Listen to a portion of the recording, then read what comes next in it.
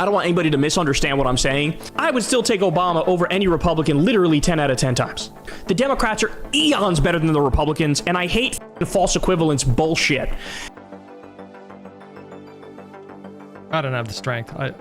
This is tough. I don't like people who do the false equivalency shit. Literally just yesterday, I showed you the tweet already, but literally just yesterday, he tweets out, corporate centrist Democrats are just diet MAGA, but he hates the false equivalency. Okay, well. Oh my God, look at this diet MAGA bullshit. You have just implicitly conveyed that the Democrats are the bad guys. At the same time, you're saying that they're still better than Republicans. And that muddies the message of what the priority is and how to actually fix things. Yes! It's totally incoherent. It is not consistent. He is talking out of both sides of his neck. All right, let's do it. It's time. Conduit, you guys. Nothing but bangers from Conduit. He's done how many videos? Three videos? The first video he did on Hassan was he watched an entire week of Hassan and did like an hour-long video on what he observed. Then he did an hour and 18-minute video on Mike from PA, which was even crazier. This was nuts. Then he did another one on the Young Turks, which was also pretty crazy. And now here is his fourth video in this series, and it was on Kyle Kulinski and Krystal Ball. You got to do a right winger. Is he in here? You got to do a right winger next. You have so many choices too, bro. I think Candace Owens is probably like a really good option. If you want to get really dark with it, but you might have a hard time with monetization, Nick Fuentes is probably a good candidate for that too. Matt Walsh is probably a good choice because he is fully losing his mind these days. There's just a lot of division in the right wing right now because they're legitimately having a debate with themselves about like, should we push out Nazis? Like that's happening. Simple, yeah, but I don't know. I don't know. I don't think that's as compelling. I think Matt Walsh is a good candidate right now. That's my take. Rob Noor. That's like the lol cow answer is Rob Noor. All right, let's get into it. I spent 1 week watching Kyle Kulinski and it pushed me past my breaking points. Oh boy. The final takeaways about the election. Every Democrat in swing districts that endorsed Medicare for All won re-election. In fact, the people who lost, it's the right-wing Democrats. You know, Amy McGrath. Chuck Schumer and the DSCC's hand-picked candidate, Amy McGrath. She got absolutely obliterated by Mitch McConnell. Imagine losing a race to Mitch McConnell. And the bizarre consultant-driven strategy of painting herself in Kentucky as more pro-Trump than Mitch McConnell. Mitch McConnell, the Grim Reaper. She's performed exceptionally well, however, in the only area that Dem establishment really seems to care about, that would be money. That's not a compelling message. Charles and Jamal have surged on the strength of clear-eyed messages about racial and economic justice. This is as good as you were going to do when you don't really believe in anything. Ooh, Asmongold is a good pick too, actually, yeah. Asmongold is a good pick, but he streams for a long time. For some reason, the National Democratic Party establishment has thrown all in with their white opponents. Even though the lefties got reelected in gigantic margins and the blue dogs got wiped out. Isn't it funny how black voters should be central and determinative as long as they are acting in concert with the whims and desires of the establishment? Honestly, this is as close as you can get to a validation of populist left politics. All their talk about valuing diversity is so much bullshit. And probably the only things that they're going to get done, and it serves to further their corporate and imperialist agenda, are more right-wing priorities or center-right priorities. I could swear that they fight. Oh my God, I don't know if I could. I don't know if I have the strength to watch this. This might be the toughest one yet because it's gonna be like flowcharts all the way down. It's just gonna be just endless stack of flowcharts. Harder against any sort of Bernie-style progressive. I fear they're going to cut Social Security and Medicare than they do against the similarly corporate and military-industrial complex-friendly Republicans. We have to do it. We have no choice. And then act like it's a win. Oh, it's almost like Black Americans, like all Americans, are not a monolith.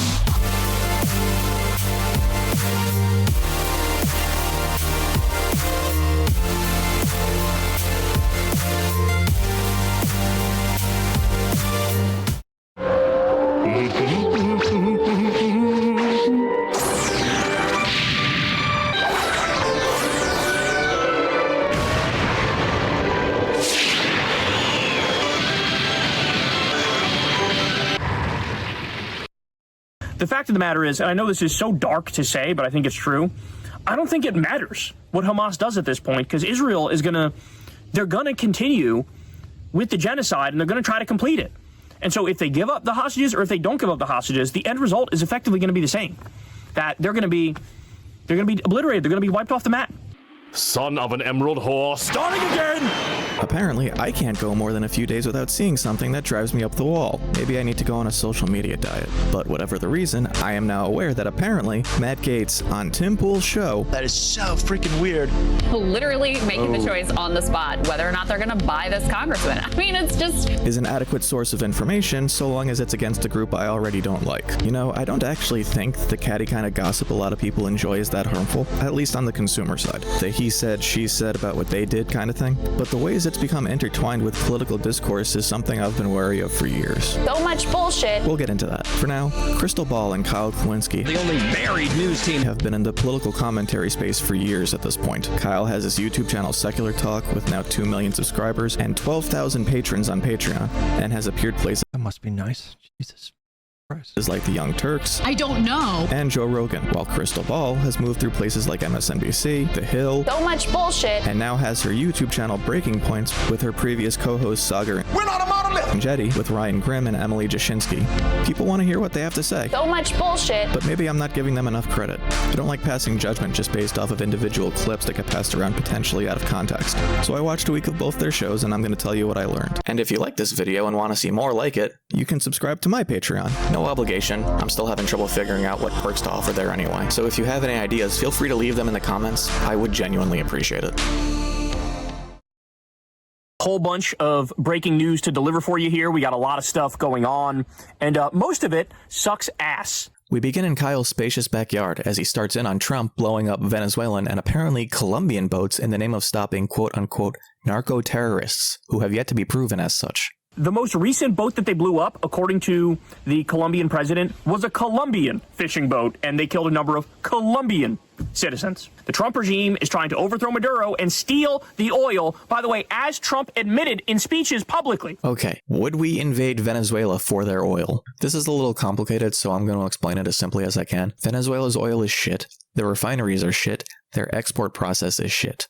Purportedly, with Marco Rubio and Stephen Miller's influence, this is really just about immigration issues, drugs, and Venezuela's government. Like, at least back during the Bush era, which was fucking horrible, they had to at least try to lie to you. Then he lays into Maria Corina Machado, the opposition leader in Venezuela, because she won the Nobel Peace Prize and dedicated it to... The idea that we were invading Iraq for the oil, to like steal their oil, just didn't pan out. They ended up turning around and then selling their oil to China, I think, right? to Trump. They probably knew she was going to turn around and dedicate it to him, and they gave it to her anyway. And asked Netanyahu to regime change her country? I am so curious about the context there. Begged Benjamin Netanyahu to invade her own country to topple Maduro. She didn't beg Netanyahu to invade Venezuela. She sent a letter to him for support in passing a UN resolution to establish regime change in Venezuela because Maduro is a dictator. That letter was also in 2018. Kyle talks about Republicans denouncing the No Kings protests. We got to talk about this war on free speech, man. Speaking from the future, I'm glad those went off without a hitch, and the bloviating about the people involved being Hamas-supporting Marxists didn't turn into actual crackdowns. 4 to 6 million Americans who partook in those protests. And according to them, you're all terrorists. So I think we know who the good guys are in this scenario, and it's not the fucking feds, I'll tell you that much for sure. After that, Kyle's pissed at Democrats for voting for the military budget.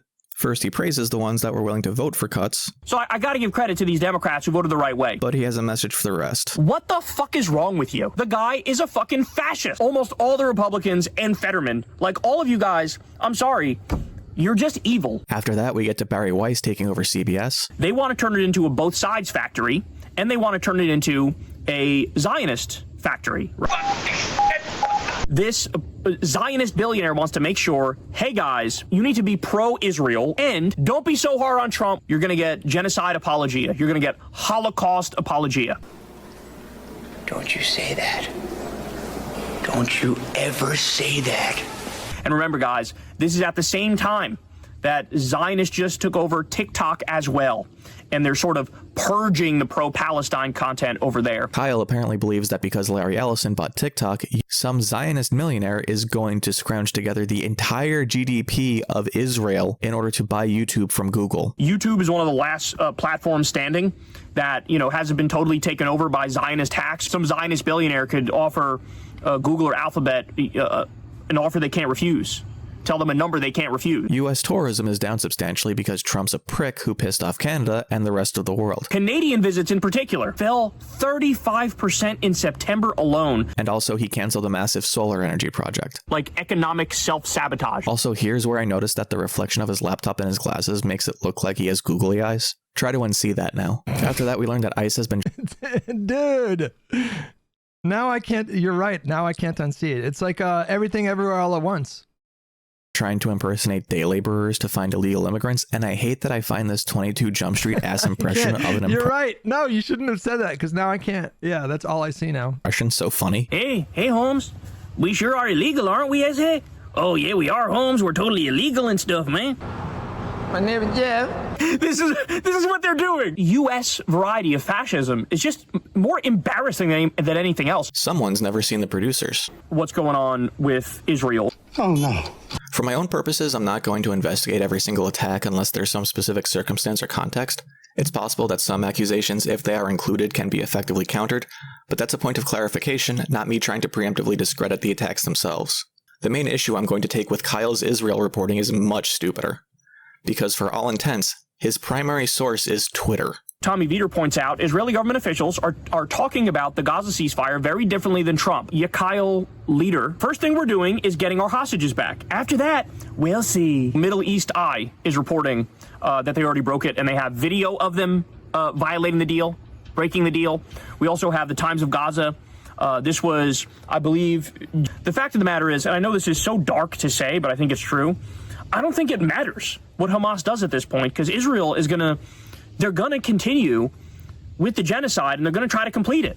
And so if they give up the hostages or if they don't give up the hostages, the end result is effectively going to be the same.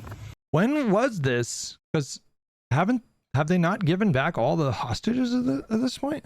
That they're going to be obliterated. They're going to be wiped off the map. The benefit of being from the future is that I can be thankful that, at least for now, he's wrong. But there's a difference between Israel being overly aggressive during the ceasefire and they are going to finish the genocide now. Yeah, I hate living through history. I hate it. Witnessing a new Holocaust, a new genocide. Don't make me do a history of the Holocaust so that you can see why these two things are not at all comparable.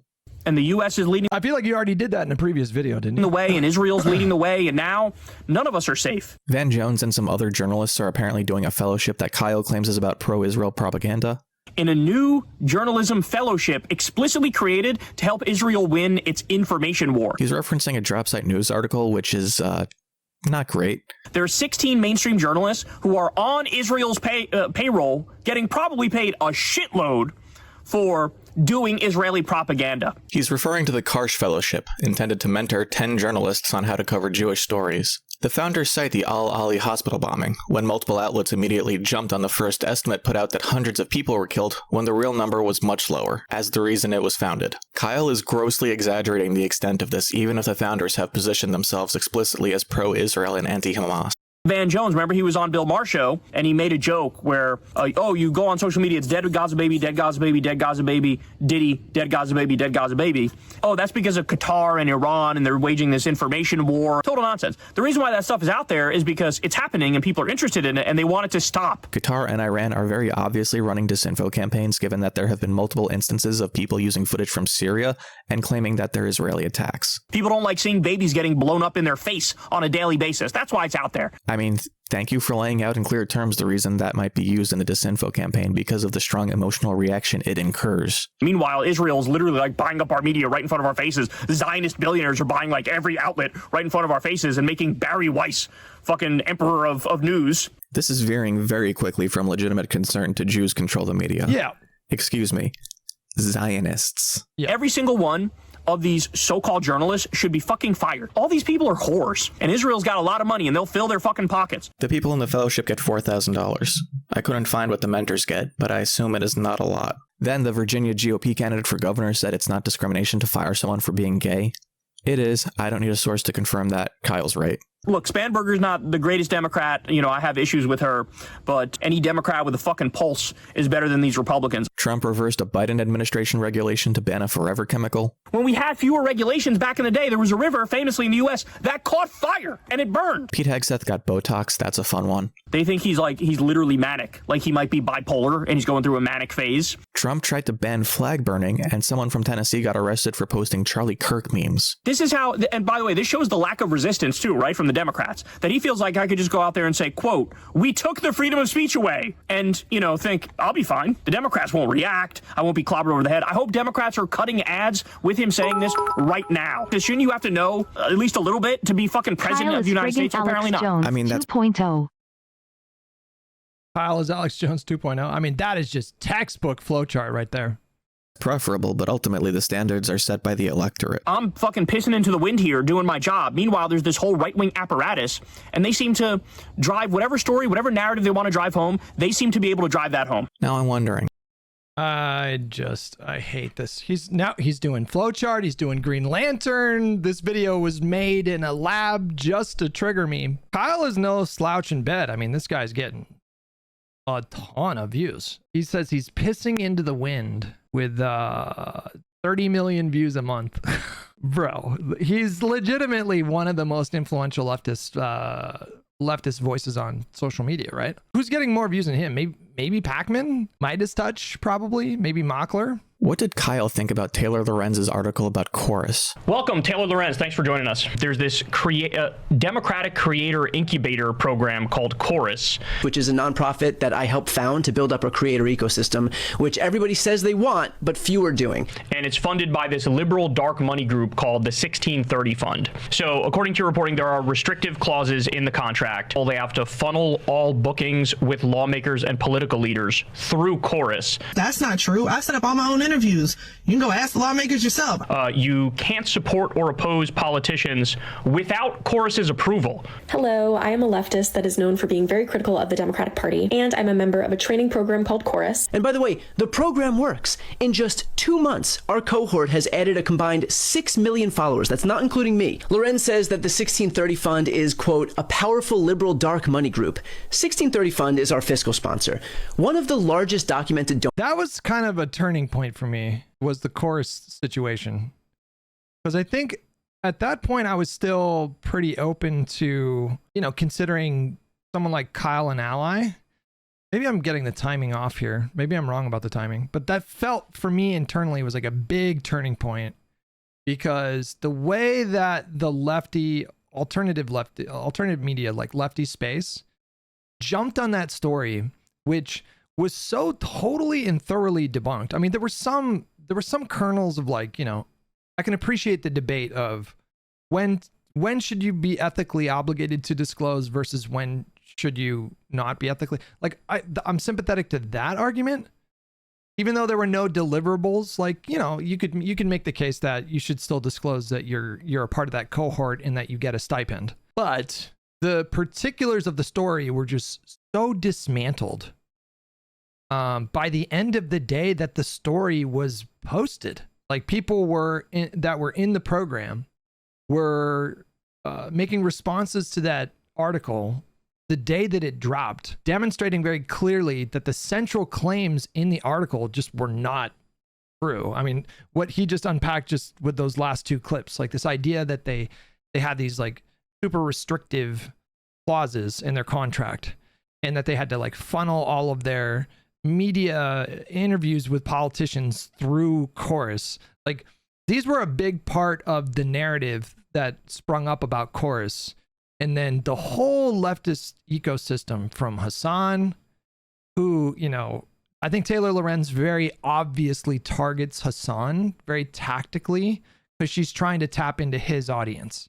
Because if you can tap into Hassan's audience, you can tap into so many other creators' audiences as well, because they're all trying to get in good with Hassan. He's like a whale surrounded by a bunch of feeder fish. I don't know what you call them, like the fish that kind of attach themselves to a whale and eat shit and basically clean the whale. That's what that whole media ecosystem is like. So The day that Taylor Lorenz dropped this article, she also dropped this really dramatic tweet where it was like, I can confirm that Hassan is not a part of this program. She went out of her way to say something that had no relevance, but she went out of her way to do that because I think she was very obviously trying to get him to read the article on stream and then thus drive a ton of traffic to the article itself. And so the way that they all jumped on this story to push, and I know it sounds like I'm picking on her a lot these days, but she's just one of the worst. Emma Vigeland and Matt, what's his name? Leck, on their episode of Majority, one of their episodes of Majority Reporter videos that went up the following day, those two were just straight up, like, first of all, they were getting so many things just factually incorrect. But second of all, and I think the bigger offense here, is they were aggressively pushing the idea that Chorus was only incubating creators who were pro-Israel, that is, I know we're revisiting something that we litigated to death, like when this article came out 2 or 3 months ago, but in those spaces, that is just about the worst thing that you could be accused of doing. Because for the last 2 years, Israel-Palestine has been their kind of flashpoint lightning rod issue. That's the issue that they use to weed out the impures, like anybody who doesn't take their exact position, not just overall on like supporting Palestinians over Israel and IDF, but particular kind of like one state solution. You have to call it a genocide. There was no like systematic or whatever. Like, and if you deviate from even one of those things, they will cast you out and call you a Zionist and accuse you of being a genocide supporter. And so to say that, to accuse creators of being paid to be silent about Israel is probably, apart from actually participating in genocide, right below that would be like get paid to do pro-Israel talking points. So it's probably like the second worst offense that you could be accused of.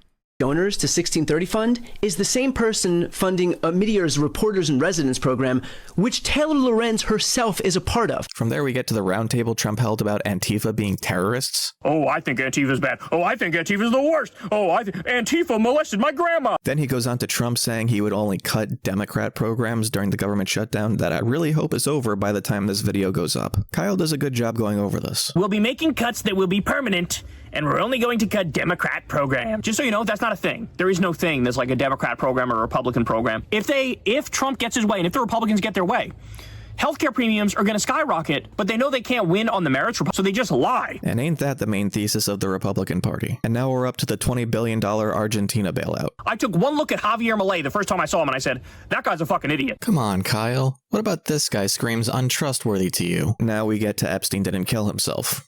Joy. Who would have been able to order that the FBI should sort of move on from this quickly and brush it under the rug? Fun fact, Nixon didn't get in trouble for Watergate itself. He got in trouble for the cover-up.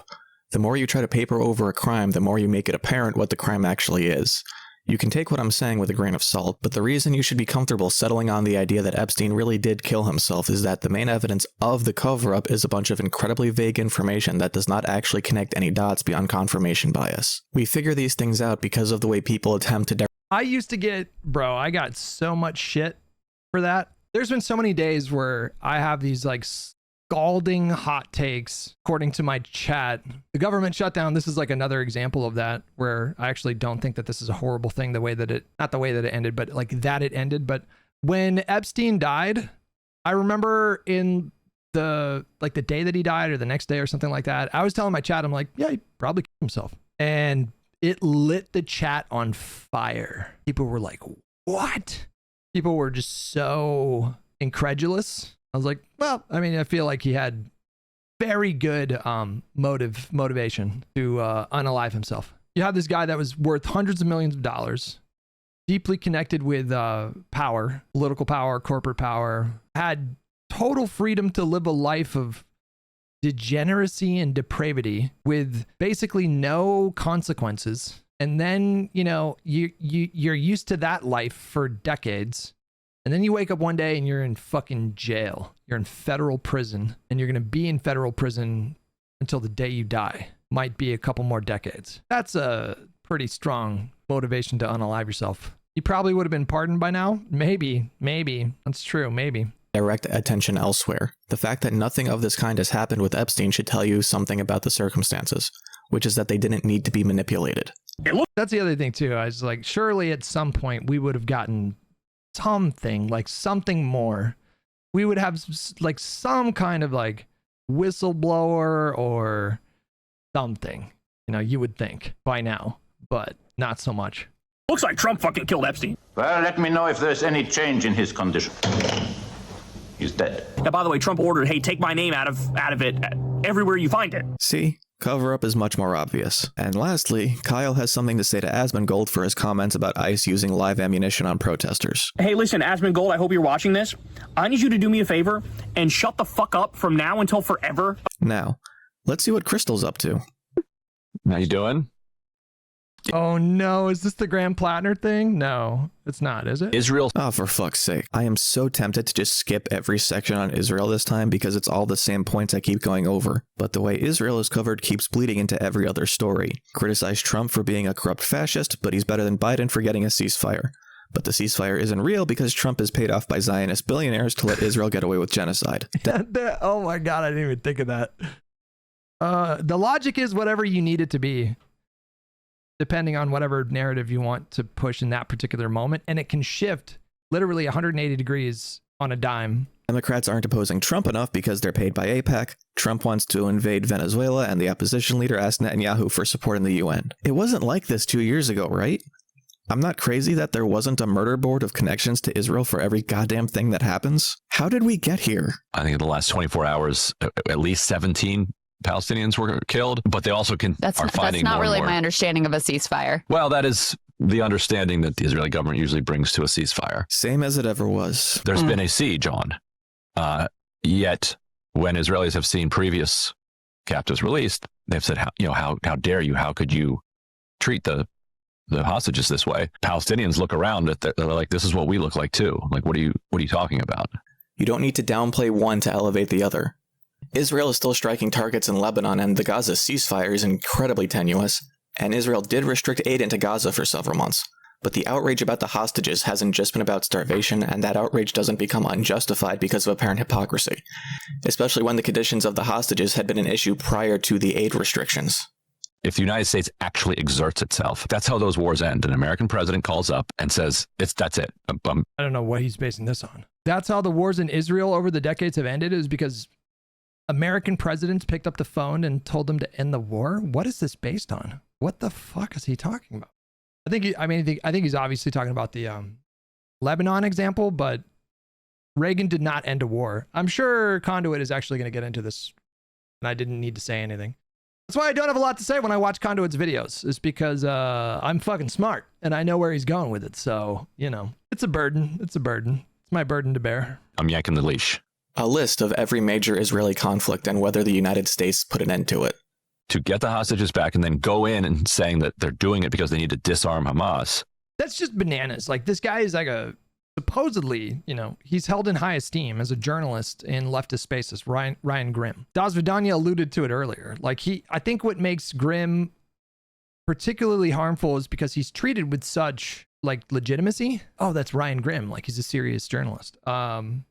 He was arguing with Grok the other day. It was fucking amazing. Like, literally, he was arguing with Grok. But for a journalist that is held in high esteem for millions of people, he just said something just laughable a moment ago. Like, this is how these wars end, is the president picks up the phone and says, this is going to end. Like, what?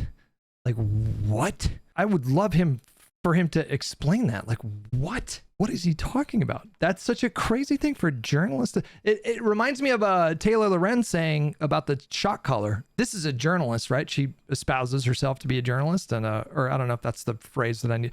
She portrays herself as a journalist. She claims to be a journalist, and yet when the shot caller gate was going on, she claimed that it was physically impossible to remove the prongs. I guess the prongs were made of adamantium and or vibranium. Like, what do you mean it's impossible to remove the fucking prongs? What a insane thing to say. He also still denies the happened. Yeah. Which, again, a lot of their weapons are unexploded ordnance. I don't quite see how they physically, literally can disarm if those are the weapons we're talking about. This is a misrepresentation of Hamas's weaponry at best, that's basically intended to evoke the extent of Gazan destruction as the enormity of the task of disarming. After that, they talk about the Israeli ambassador to America, talking about going back into Gaza after the hostages are returned. I've got no problem with them calling him a right-wing nutjob, but that guy that we were just listening to, the Israeli ambassador to the U.S., seemed to have American accent. He is indeed from Scranton, Pennsylvania. While that is true, I am wary of the way they just pointed that out. One prejudice you hear against Israelis a lot is that they aren't actually from the region and they should go back to their own country. Now we learn that Israel reused 3D imagery to gin up models of Hamas tunnels and infrastructure. Of course, everyone remembers the famous 3D rendering of the Al-Shifa hospital. If you remember that, you're weird. Maybe I'm an idiot, but I don't see why that in itself is a problem. The idea that they would both make bespoke models for each location and that they would broadcast the specific layout seems like it'd be an intelligence breach. But Krystal is making it out to be that this proves they were total fabrications. They just pulled that and repurposed it to be like, no, actually the Hamas lair is under the hospital now. Some of the locations were known for months, if not years prior to the war, to be used by Hamas. Even for us, people who have been very skeptical, to say the least, of Israeli government claims and, very attuned.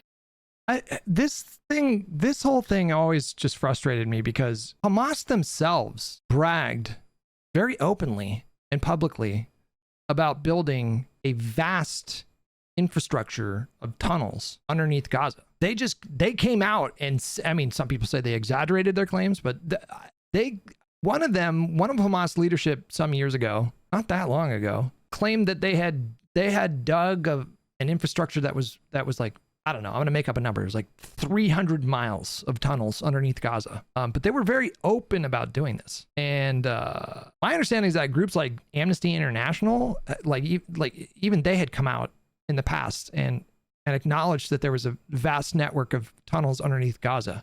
And yet, with a lot of the leftist media that covered Israel-Palestine, they would always dismiss the idea. And I think that comes from a justifiable place because a lot of these claims by Israel, I think, quite frankly, you should be skeptical of any claim from Israel, just the same as you should be skeptical as any claim from Hamas, to be honest with you. But there's a healthy amount of skepticism, which I think is normal and justified and good. And then there's a kind of skepticism where you land on denying something that Hamas leadership themselves just come out and say. They're similarly dismissive of the idea of Hamas using Palestinians as human shields. When there was another Hamas leader, this was like a year and a half ago or a year ago, who just came out and said that thousands of Palestinians dying was good for Hamas. They just came out and said it very openly. Tuned to the amount of Hasbara and the amount of money that's spent to pay influencers and all of that's been revealed. I'm not saying that every attack was therefore correct and ethical and moral. It's just that from my standpoint, this in itself doesn't bring the legitimacy of these targets into dispute. And we're back to Venezuela and Maria Corina Machado winning the Nobel Prize. Ryan also misrepresents how she asked Netanyahu for help with Maduro. She has even asked Benjamin Netanyahu to please come liberate Venezuela. I can't prove it, but Ryan seems very upset that Emily decided to point out the most likely reason Machado won the Nobel Prize. Imagine one of the reasons she got this is because there's a pretty decent case that she actually won. Yes, it does. It does appear like Maduro rigged that election. So maybe that's. But they also did. They were able to. That seems pretty bad. Track because of the system. Actually, yeah. Then we're on to ICE raids. It genuinely is like a mass terror campaign to scare people into either leaving or to chill dissent. That is correct. I hate. Swanee Bird with $5. Only the true king of England can remove the Excalibur prongs from the shot collar. Yeah. These people so much. Agreed. Then the Republican who bought Dominion voting. So that's a little ominous. Sorry. Got to look into that more to find out what that means. And that's day one. It wasn't great, but it was still better than I expected, actually. Is it 7 straight days of Israel stuff? Let me just say, it's not that I'm calling him a Nazi. It's that he has said he has admiration for Adolf Hitler. Every now and then, Nick Fuentes will come out there and he'll say something that seems true on, for example, the issue of the genocide in Gaza. You don't have to do this, man. You don't have to do this, man. Why did you don't have to sanitize Marjorie Taylor Greene and Nick Fuentes because they oppose Israel. It doesn't strengthen your case. When you hand it to them like that, you're not actually, who listens to that in your audience and thinks, oh, well, well, if Nick Fuentes said it, like you're not it's like it doesn't help your case. There is such a thing as being right for the wrong reason. The Likud regime in Israel has captured our government. They're responsible for the censorship. There's no shot. You watched a Nick Fuentes video and then I don't want to make any assumptions. Where is this going? Please don't. Responsible for the war in Iraq. America is the seat of the liberal empire that controls the world. So he said it, not me. He actually doesn't really care about Palestinians. He doesn't really care about the genocide. I actually want the liberal order and international law to matter. I'm taking it for moral reasons. I'm taking this position. He's taking it for strategic reasons. It's a chicken shit position to say, I don't actually care about the genocide. And by the way, the reason why I low-key like the role he plays is because he functions as somebody who divides and conquers the right. He makes a stink on the right, and he starts throwing Molotov cocktails at largely his ideological allies, and then they start infighting with each other, and then the movement falls apart. May as well be a CIA op on the right to divide and conquer the right, and that's why I love it, because then you collapse under your own weight. And as you all know, the Democrats are fucking useless. They don't know how to fight, so you need the right-wingers to take down other right-wingers in order to block the agenda. Okay, hopefully today doesn't start off too bad. First, the open admission of how corrupt the Israel lobby is and how they buy all of our politicians. Miriam Adelson is a billionaire, and Miriam gave $100 million to Trump. And the quid pro quo was basically, you need to be a cuck to Israel. My criticism here isn't that someone has undue influence on the president towards Israel. I don't dispute that. My issue is that the framing Kyle uses here in an effort to be bombastic is basically implying that Israel controls the government. Bragging about him doing the bidding of that pro-Israel billionaire and the Israeli government? I mean, he's making the case about how the Israel lobby needs to register as a foreign agent. Right now, AIPAC doesn't register as a foreign agent. Well, here we know pro-Israel donors in the U.S., billionaires with dual citizenship, clearly they're repping Israel. How long do you guys think they're gonna heavily focus on Israel? Like, when does this run out? When is it kind of just on to the next thing? Is it 6 months from now? Is it 6 years from now? Is it just forever now? Is it just never gonna stop? Not that you should never talk about Israel. It's just like, the world is very large. There's a lot going on in the world. Very large. It's a very large world with like 8 billion people. And dozens of intense, consequential international conflicts, you know? There's a lot going on in the world, but... They're backing Israel. Cool. Do a loyalty trope.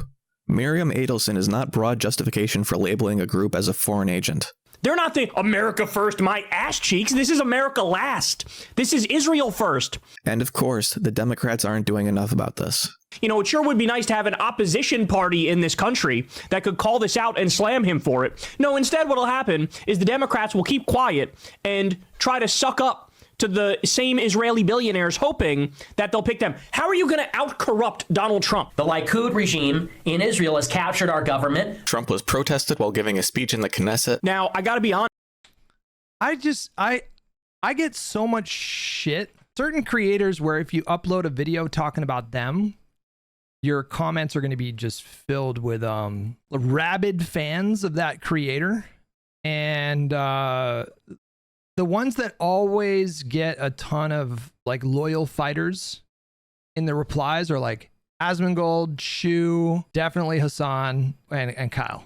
Like if I upload a video about Kyle, there's always like dozens of comments that are like, really, bro? Trump is using ICE as his own personal Gestapo. We're in the middle of a fascist takeover, and you want to talk about Kyle Kulinski? And they never engage in my critique. I don't understand this logic, because how does the logic not apply to Kyle in the first place, or Emma or Hassan? I was skeptical of Kyle's change. You know, Kyle started to change his tune a little bit right after the election, and he was speaking about things in a very kind of new kind of, I was like, well, this is new. Like, he's talking about Trump, and the way he's communicating about Trump seems to accurately portray the stakes. Like, he's actually, for once, because I had just never seen him do this in all my years of just loosely paying attention to his stuff. I've never been a regular Kyle Kulinski viewer. You know, I don't can't speak authoritatively on his content and how it's evolved over the last years, but several years. But I've had like a general sense of like where he was at, and it was a welcome development early on in the Trump presidency when he was communicating, I think accurately for once, like communicating, this is really fucking bad. He's really bad. But I was skeptical.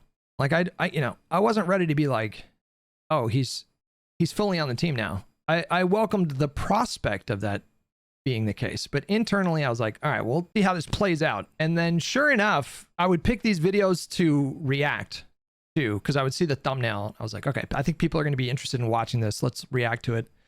And without fail, every single time, like even in the videos, and I think Conduit, you're probably gonna, I don't know if you're still in here, but I think Conduit is gonna make this observation at this point. Even though his content is heavily focused on talking about Trump and the authoritarian stuff and all that, and it's when you go to his channel page, it's certainly heavily focused on Trump. But then you click on the videos and it's like every couple minutes he finds a way to do like flowchart shit. So it'll be like Trump is doing this and Trump is doing that and it's really fucking bad and oh my god and fascism is here and da da da.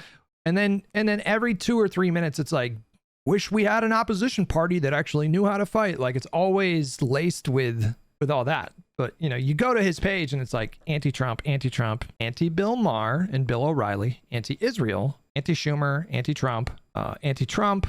I don't even want to click on this, bro. After what we're seeing now, this is a video about Ben Shapiro versus Nick Fuentes. I don't know if I want to know what he has to say about that. Anti-Schumer, anti-Ben Shapiro, anti-Elon. So it's like definitely like anti-right-wing slant. But then you click on the videos and it's always just like every 2 minutes, but you know, fuck the Dems, fuck the Dems, fuck the Dems. It's like, I don't think he's helping is my point. With friends like these, right? Like, I don't think this is helping. I don't think this is helping the coalition. I don't think this is helping to educate people about the dynamics that we currently face. Tim Miller, you know, called him out a little bit. Not too bad. Tim Miller called him out a little bit yesterday and kind of put into words what I've been thinking for a really long time. He quote tweeted Kyle. You know, this is basically my exact mindset. Like this is how I treat Kyle. This is how I look at Kyle. Kyle was posting about the shutdown. The Onion person says, it's moments like today that make it really clear it was imperative for Zohran Mamdani to oust Andrew Cuomo and prevent all these Republican lights from controlling anything.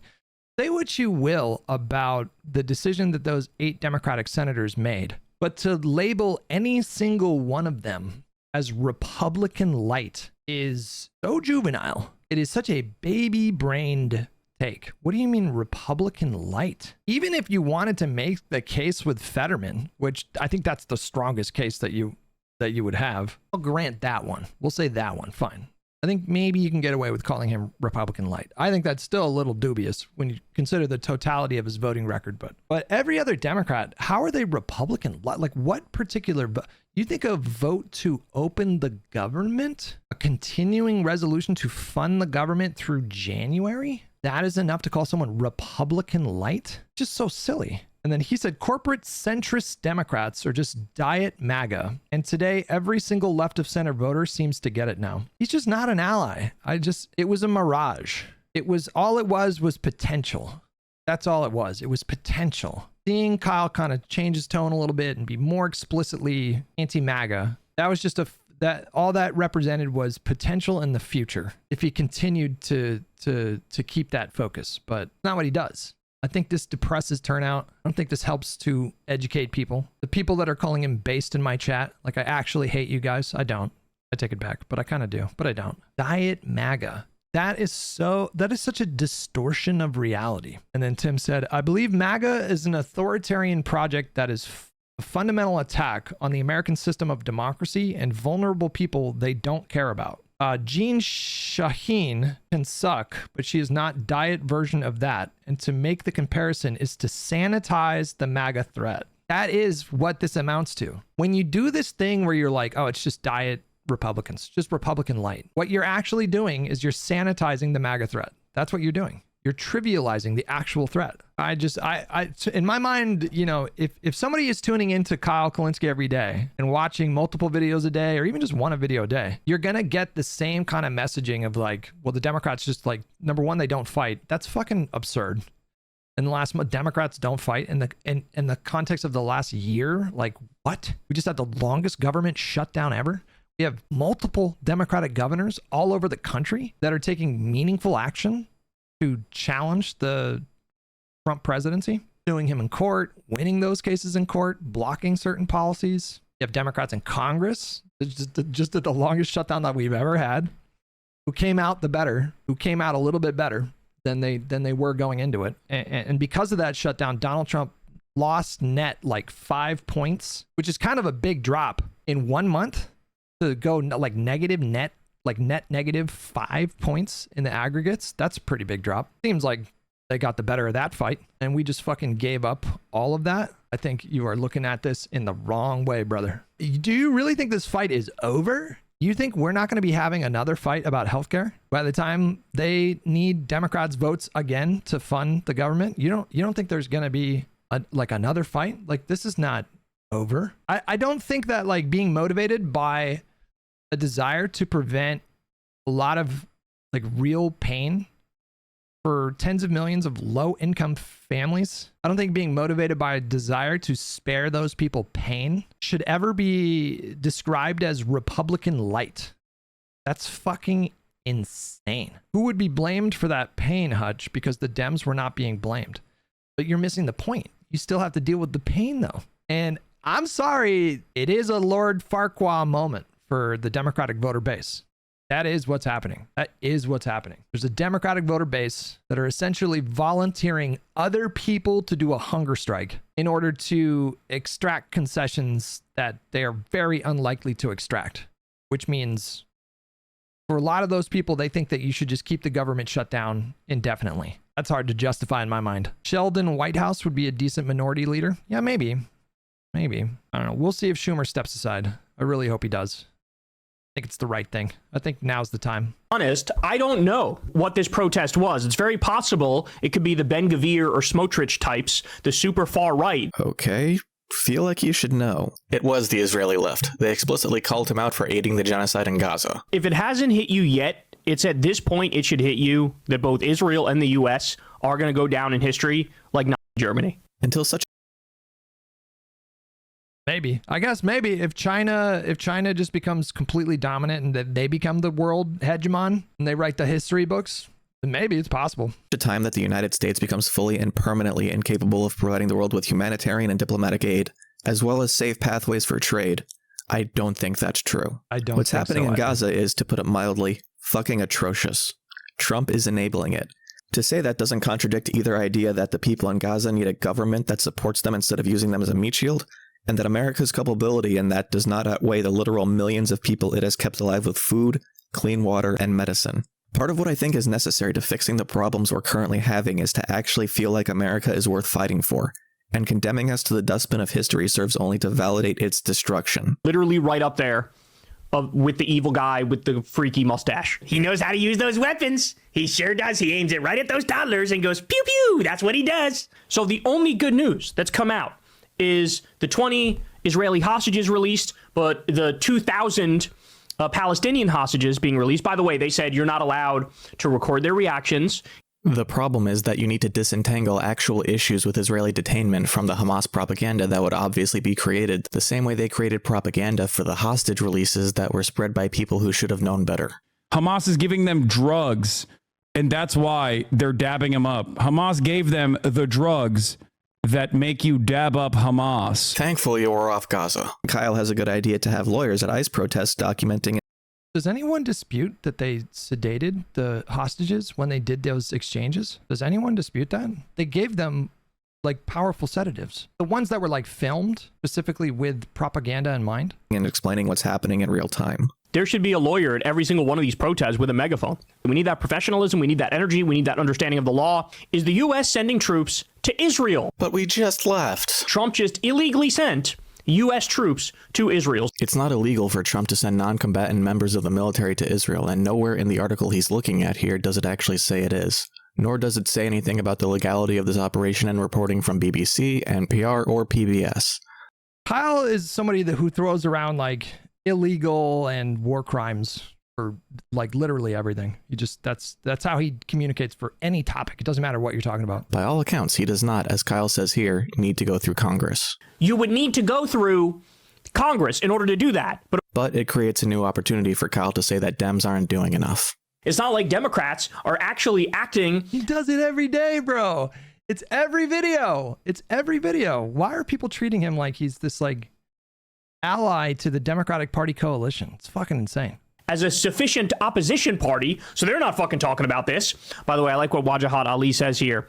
Oh my God, he's reading a Twitter quote in the article. It's inescapable at this point. You're going to get a peep in mainstream media, but more importantly, you're barely going to get a peep out of the so-called opposition party, the Democrats. And that is incredibly disturbing and incredibly disgusting. In the next segment, Kyle talks about Joe Rogan seeming like he regrets his rightward shift given the level of violence being enacted by ICE. And it's like, you remember the kids in cages from the first term, right? Some of them might never actually be reunited with their parents because they didn't do anything to keep track of them. He made his bed and now he's going to sleep in it. You rode the wave and you rode the vibes. It wasn't about policy. It was never about policy. And that's obvious. Israeli troops in their withdrawal from Gaza destroyed a bunch of stuff, including a sewage treatment plant. Without a doubt, is an attempt to continue to make Gaza completely and utterly unlivable, so they have to leave so Israel can steal all of the territory.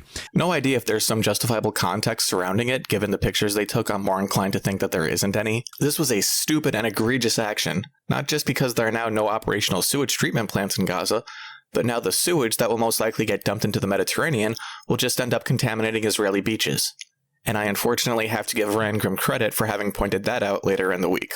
I hope Israel actually punishes these soldiers for the additional suffering they've now caused, but I'm not going to hold my breath. Doubtful. This is the reality of what Palestinians are returning to. I have a fucking bridge to sell you if you're dumb enough to think, oh, this was defensive and they were only going after Hamas.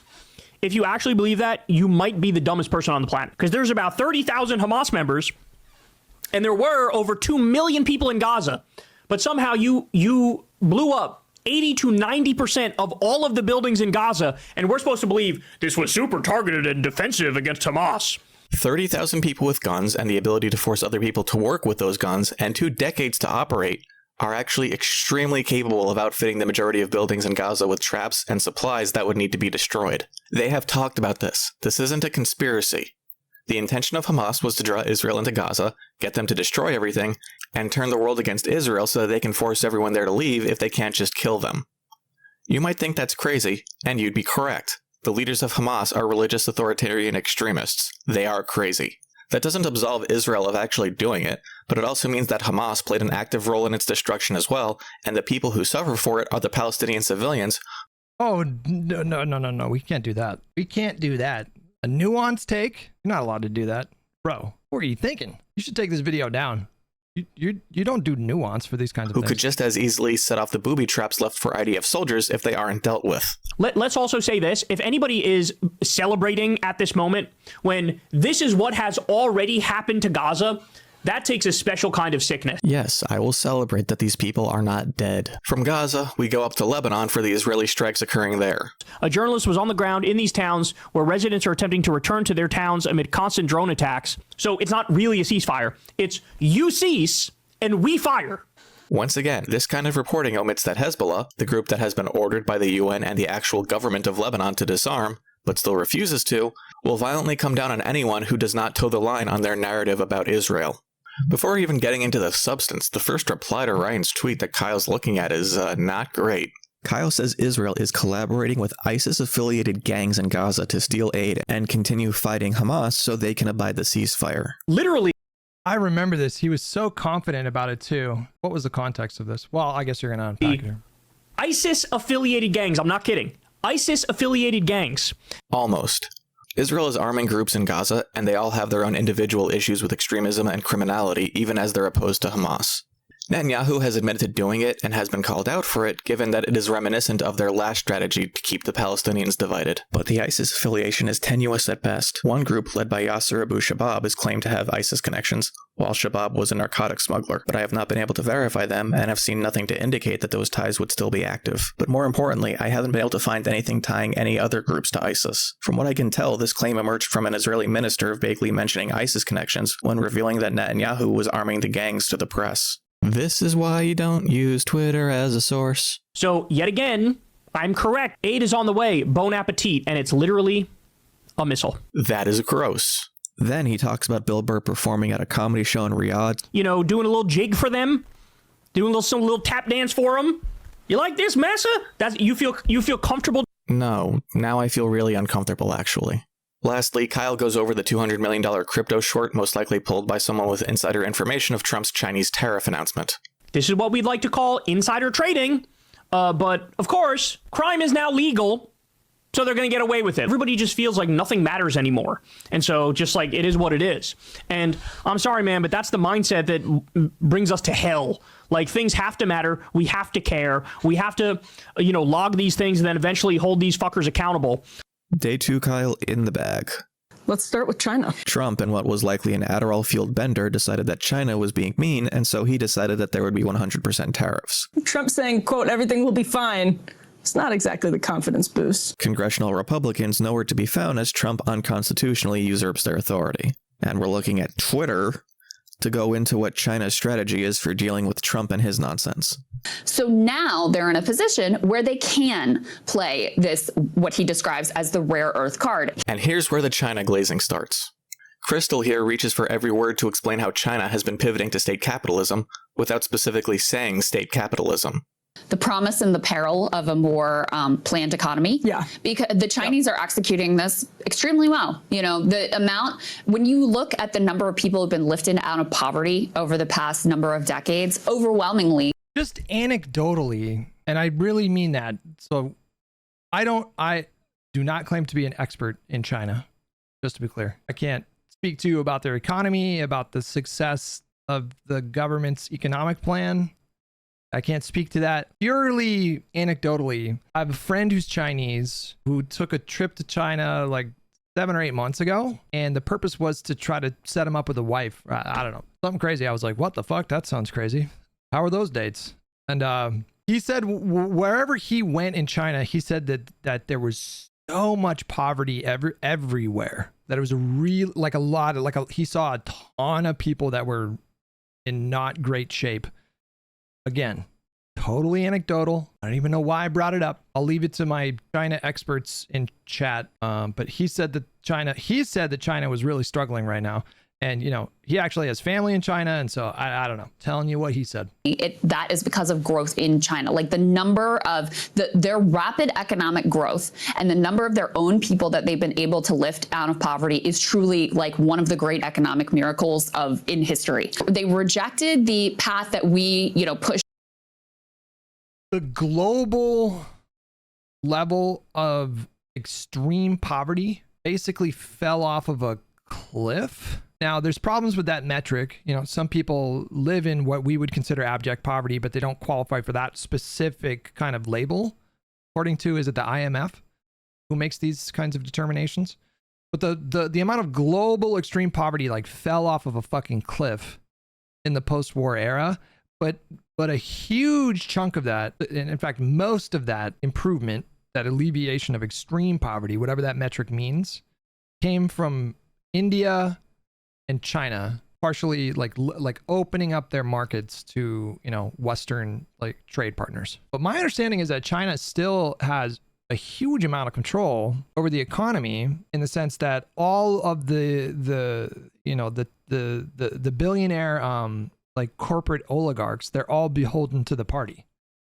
Like they will fucking disappear someone who, did poorly with a company because it makes the party look bad. That was my understanding of how that works.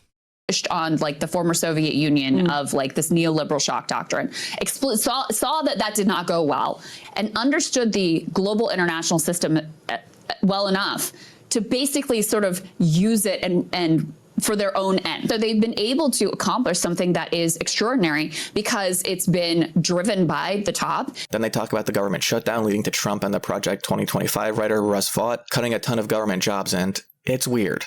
They do say the Democrats have a better position in this fight since the base is behind it and they have effective leverage, but they can't help going in on them anyway. From the perspective of average normie Democrat, it's starting to look dire for how Chuck Schumer and Hakeem Jeffries. I mean, if I were average normie Democrat, I would have zero confidence in either Chuck Schumer or Hakeem Jeffries at this point at all, both on the politics and on the substance. They certainly feel pressured from their base. Like, y'all got to stand up. You got to do something. And then they look so dumb when they're trying to stand up. Like, I agree. Yeah, they're not great at it. Just, trust the Republican Party, let those subsidies lapse, pay double in your monthly premiums. Everything's great. Like, that is an insane argument to make. Yeah. On the other hand, for Republicans to come to the table with Democrats on healthcare subsidies for non-citizens is also, like, Republicans are not going to do that. It's a good thing Democrats haven't supported that then. For you.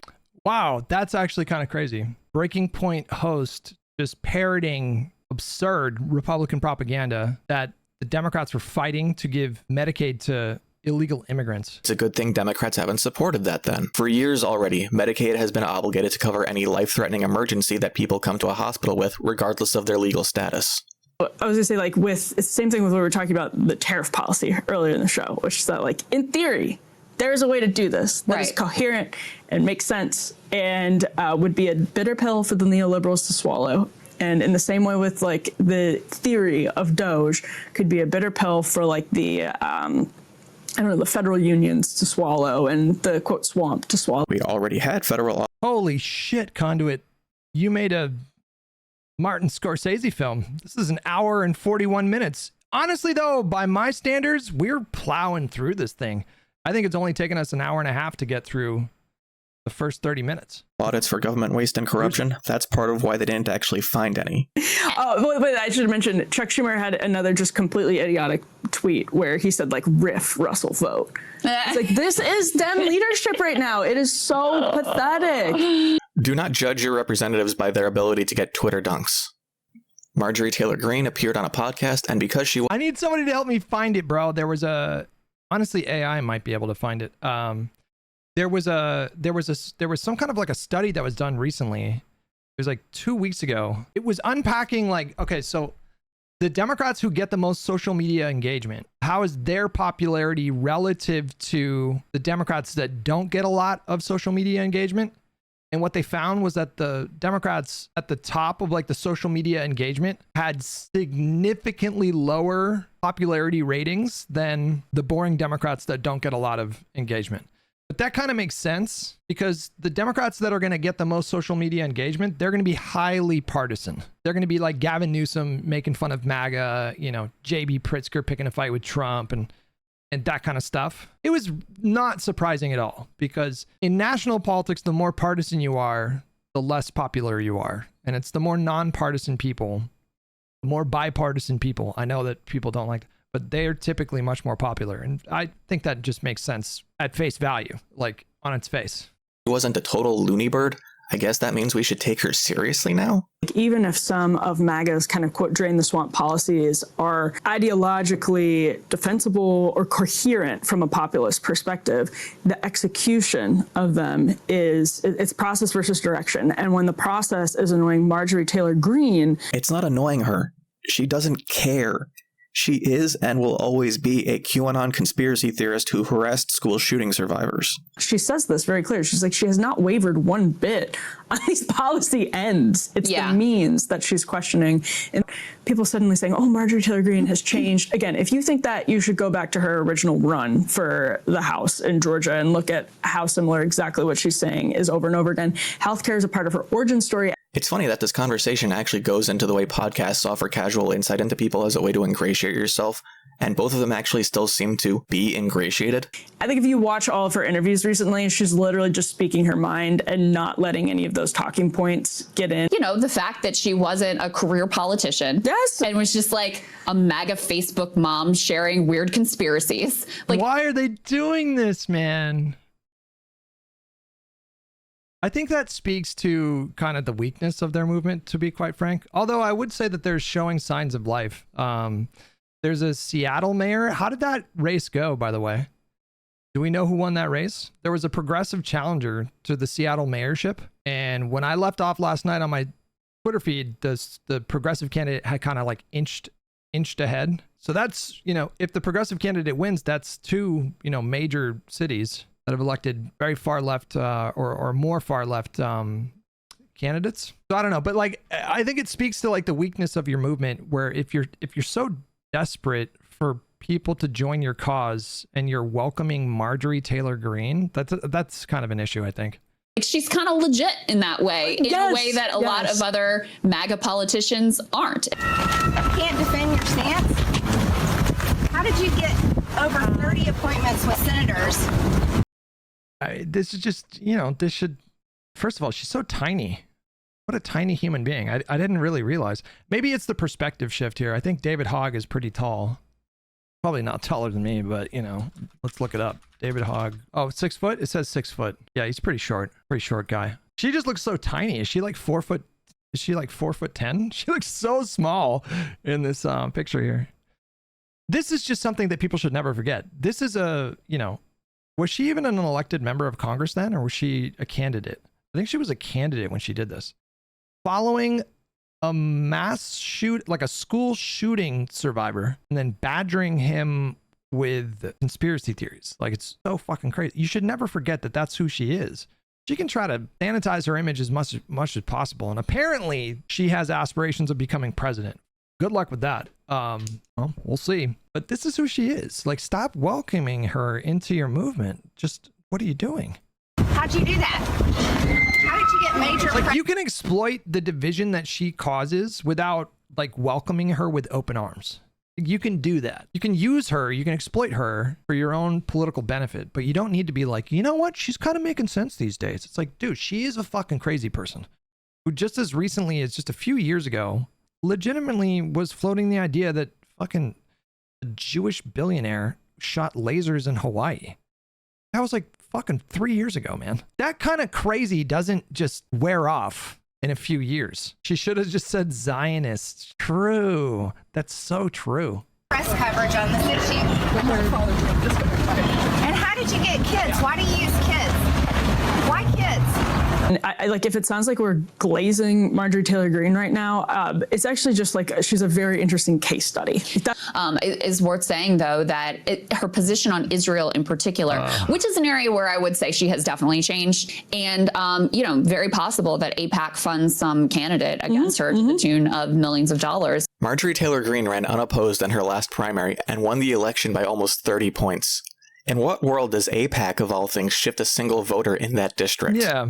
Krystal rightly points out that anyone who looks at what ICE is currently doing and decides they want to join in is probably a psychopath. Like, think of the type of people who would watch this sort of That seems fair. thing, or know that you're like zip tying children and you're like, yes, that's the job for me. They, to be honest with you, I'm kind of with Krystal on this one. I don't know if you are, but will just lie. Like I can't imagine being like, you know what? I want to be an ICE officer after especially like right now. I'm immediately skeptical. I'm sure there are a lot of like really low information people that sign up for ICE that are maybe not fully aware of the depravity of like what they're doing these days. And so I'm willing to be charitable on that front. But for the people that are super plugged into politics and know what they're doing and know what they're all about and are attracted to that, yeah, I'm like immediately like, what's going on with you? brazenly, blatantly lie, even with the Venezuela like drug boats. There was this video going viral of an ICE agent saying to a U.S. citizen, turn around or you're getting the dog. Turn around or you're getting the dog. But your job as an informed citizen, and certainly our job as journalists, is to be skeptical of government claims and to not just accept them at face value, which is also a lesson that most of the news media needs to take. It is worth saying, though, that her position on Israel in particular, which is an area where I would say she has definitely changed. They're taking advantage of well-intentioned people who trust them. Yeah. I could go harder at this one, but I'm just going to say no. Yeah. If there were any good intentions behind yeah, I think that's fair. I mean, this, they were foolish to the point of delusion. And now for the Israel-Hamas ceasefire. They think only Trump could have pulled this off because of his financial investments being threatened by the Israeli strike on Doha, amongst other things. Oh, but Krystal believes in the one perfect phone call that could have ended this because America runs the world, so I guess technically she does believe Biden could have done this. And I once again feel the guitar strings tighten. Look, there's so much to that whole thing, and we've talked about it on the stream, but I'm going to assume not everybody here was a stream regular like a year ago when this was more topical, but there was an instance in the 80s when Israel and Lebanon were in a war for, I think it stretched out for 2 years, 2 or 3 years. And Israel did a military strike. They did some kind of a missile strike in a building. And unfortunately, that building was sheltering dozens of, was it UN staff and their family, I think? And they killed like 200 people. It was a catastrophically bad mistake that they made that resulted in 200 people dying, I think. And Reagan was pissed. And so Reagan picked up the phone and he called whoever the prime minister was at the time and very sternly told them to, you know, to cool it, like to back off, to stop doing military strikes, I think. And that lasted for, I think, 2 months. And then the war continued for another 1.5 years. But that turned into, I think it was like one viral tweet. I think there was like a tweet that went viral a year or 1.5 years ago. And it was somebody like, just a reminder that Ronald Reagan stopped a war with one phone call. And like that tweet got so much engagement. And then just everybody started making this claim that Reagan had ended a war with a single phone call, but it's just not. You can just check the timeline. It's just not true. And then Das Vidani is saying that Israel had already ceased offensive operations before the Reagan call. Yeah. But the war continued for another 1.5 years. Like he just did not end a war with a phone call. To say about this. Number one, this deal was always available. Always. All it took was an American president, whether it was Biden or Trump, saying, we're done. You're done. We're done. This is ending. Death and destruction and disease. I think they're ignoring, you know, this is a very unnuanced take that she's giving here. There are considerations that were present at the time that Netanyahu finally signaled an openness to a deal. There are conditions that were not present even just like 4 months ago. Number one, especially in this last year, I mean, it really started in 2024, but especially in this last year, support for Israel domestically has fallen off of a fucking cliff. It is kind of staggering. Just people, there used to be so much more support for Israel in this country, not just with Republicans, but from like normie Democrats. There's like a lot of old school people that are big supporters of Israel. Boomers in Israel is like, you have to remember, you know, when Israel was established, for a lot of religious people, they felt like it was a fulfillment of biblical prophecy. And so there was a whole, like, boomers are just very just like, oh, I fucking love Israel. But in especially in the last year, domestic support for Israel just fell off of a fucking cliff. And international support for Israel fell off of a fucking cliff as well. So Israel had really kind of exhausted their international political capital. And they knew that it couldn't continue this way. They were just on the wrong track. And it all kind of culminated when Donald Trump had sent an envoy, or the State Department had sent an envoy to Qatar to negotiate with Hamas, to continue to try to negotiate terms for a ceasefire. And Israel, you know, they did give Donald Trump a heads up, but they didn't ask him for permission. They did a military strike in Qatar that was meant to kill a bunch of Hamas people, and they killed a bunch of like cops, like civilian cops in Qatar. It was a fucking disaster.